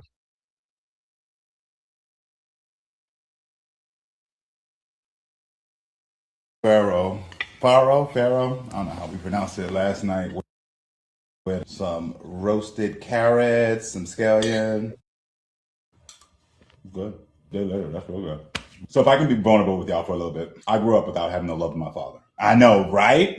It's because his homophobic ass couldn't see past my sexual orientation, and now he's missing out on this amazing son. Could you imagine having me and then missing out on it? Girl, she made the wrong choice in life. But I digress. Because of that lacking of love for my father, for many years, I found myself forcing connections with people because my abandonment would get triggered. And then I'd be like, no, stay. And I would like always try to keep them near and try to have them in my life and say, no, I can show you that you can love me. No, I'll do this, I'll do that. I'll be better. Baby, that was keeping me trapped and unhappy. Is there anybody in your life that you're forcing connection with? You show up for them, you give to them, but you never get that back. You leave the conversations feeling depleted. That's your sign to show you forcing a connection. I don't want nobody in my life that does not see the value in me. If you don't love me the same way I love myself, which is key, because I love me. So you got to bring equal to what I got bringing over here. You can't come in here and not bring what I'm already bringing to the table. You better come with that or elevate. Once you start to realize the love I have for myself is not being mirrored back from me, the healthier your life will be. I get it. You want the connections. You feel like I don't want to be alone. But there's a difference between being alone and lonely. You hear me? You might be alone, but you ain't lonely. And if you're feeling lonely, just hit me up. I be in my comments all the time. I be in the DMs too. I'll be your friend. Okay? And I'm going to want you. I'm going to show you love. This is good. Stop. Okay, you better clock it. And that, I think that is generally true. I think that's what happens in a lot of relationships, is that when you don't have the love, and it always tends to be the root is childhood trauma. And it kind of makes me wonder now, thinking back on it, because I don't know if I brought this up when we talked about the Shia LaBeouf thing, when we were playing the clips regarding, how he was being verbally abusive to his girlfriend, the women he was in relationships with and things of that nature. I wonder if he's had any issues with his father, whatever the case is. I mean, I don't know his personal background in regards to his family because I haven't really paid attention to him like that. But I think a lot of times when you have that trauma of your parent not being in your life for God forsake whatever reason, if you come from a single family household or you have a parent who doesn't love you because they happen to have a queer child or whatever the case is, that a lot of that comes from abandonment. I know even when I've had my parents in my life, particularly my father, I've had moments of even though, yeah, we're cool now, but back when I was younger, I always felt like he wasn't necessarily present. And I think it was because he was more or less, old school. He's well, if you're in your 70s, wouldn't that be considered I don't know, is that a boomer or is that Gen X? I don't know. But he was sort of like someone who was so focused on putting food on the table and working and all other stuff that there were moments where he would spend time with us, but I think for me, I was always like that middle child. So I had middle child desperate need for attention. So I always needed attention. So when I didn't have now it's we're much better, but I always felt like maybe that's why I got caught up in situations that wasn't the healthiest, is because I was seeking that love that I didn't necessarily feel that I was getting. And I think parents, in a way, give you the love that they know how to give based on how they were given the love. And then they pass that down. But then it's you have to find a way to break that chain. If that makes any sense. I'm sitting here trying to decipher the whole thing as I'm talking about it, or analyzing or making sense of it. So maybe that was a thing of what stemmed from Karamo in his relationship with his father. The fact that he had a homophobic father and he would get into toxic relationships, be it sexual relationships or relationships where it was with his queer co-hosts. Because he didn't necessarily say it, but was saying okay, this, even though we were working together and it was a job and all that sort of thing, there were issues that we were having to deal with amongst each other. And even when it was a lot of toxicity with my other co-hosts, I still was trying to put things to the side and forcing a connection with people who really didn't see it for me, probably because for whatever reason. I don't know, maybe because he's black and gay, Because you know how some of these white queens get when it comes to having to mingle with someone who is another, even though the only thing we do have in common is that we're men and we rhymes with maggots. So, but it's like, but you're not white, so you can't relate to us over here. You can't get into the things even with us. And we already know, like, I'll get from Tan. Tan always gave me, like, he be wanting to tap dance for them white folks over there. So she not like us, even though she a brown girl. I never felt like she was not like the other girls.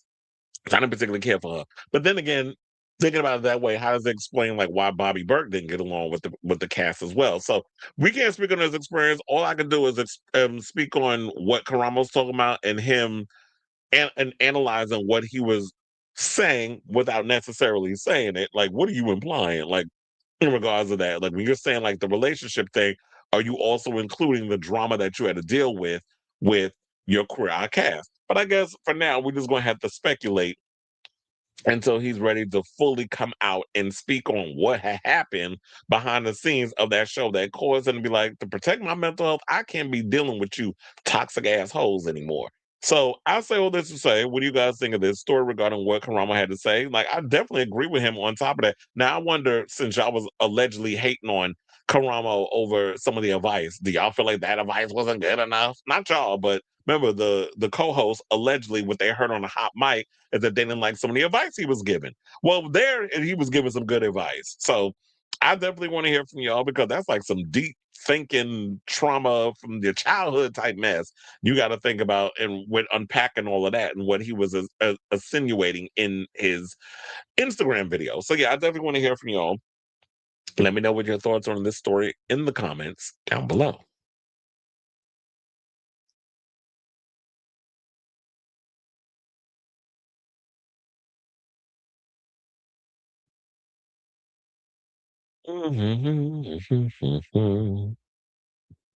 You said, have you watched the recent episode of UK versus the World? This is the episode, the queen I was rooting for. No, I have not watched it.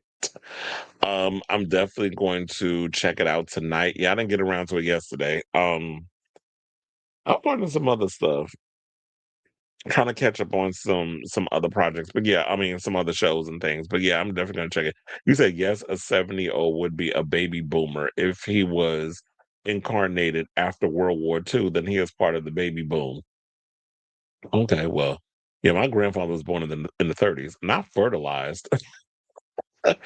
Oh, you said if he was fertilized after oh yeah, fertilized. It said, another side note, have you heard Lana's newest single? It's so good, the best song she's released in the 2020s. I'll say, if you like Goldfrapp's first album, you'll like it. What was that first album called? Head First? No, I haven't heard about it yet. I haven't heard the song yet because I didn't even know Lana Del Rey dropped a new single. I told you, I've been out of it lately when regards to, like the new music. I gotta keep up. Sometimes I'll be scrolling through my Apple Music and I'll be like, wait, this person drops some music? But I already know March. I'm scared because so much new music is coming out in March. So it's gonna be a heavy month for, a lot of artists dropping new. I think Peaches drops her album on Friday. I gotta double check with that. Hold on. Let me check. Because I know she dropped, first of all, she dropped a new song. I think she's supposed to premiere a new video with Jimbo from Drag Race. So I did see that. But it's a new releases. Well, I don't have that in there yet. They're gonna say coming soon. .net. Well, yeah, we got Slater coming out with a new album, Cobra coming out with a new album, Melanie Martinez, we got Robin, and this is all next month. I think Blackpink album is supposed to be coming out February 27th. That's next week.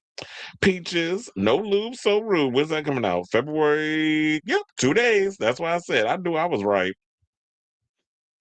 Jessie Ware got a new album coming out, but that's not until April. Then we got Ladytron got a new album coming out next month. I'm telling you, so many artists are coming out with new music. Um, yeah, so there's a lot of music coming out. So it's gonna be busy month for me to be listening to music. But meanwhile, where's the new Madonna album? What's going on, sis? What's taking you so damn long? Aperture came and went. I'm afraid Harry might have his first flop. Oh yeah, funny enough, I forgot all about that song. It was cute. Maybe he'll be able to look. Maybe he'll be able to sell it with the residency, or he might need to bring them prices down. I did see that Robin added a second show to the Barclay Center, which um I'm definitely going to see if I can get a ticket to that. But I know September is going to be crazy busy for me. The fourth album curse applies to male pop stars too. Okay, I guess so. All right, y'all. So now it looks like we're at the end of the show. Thank you all for tuning in to the latest episode of Chris Avalon Unfiltered. If you have not already, please hit that like button. If you are new to the channel, hit that subscribe button. And also be sure to smash the notification bell so that way you know when we go live with a brand new episode of Chris Avalon Unfiltered. So I want to thank you all for tuning in. Thank you for kicking with me in the comments. Thank you for your participation. Thank you for your continued support. Thank you for spending almost 4 hours hearing me run off with the damn mouth. That means you like me. You really like me. So anyway, I kid. Love you all. Love your pretty faces. And until next time, ciao, darlings.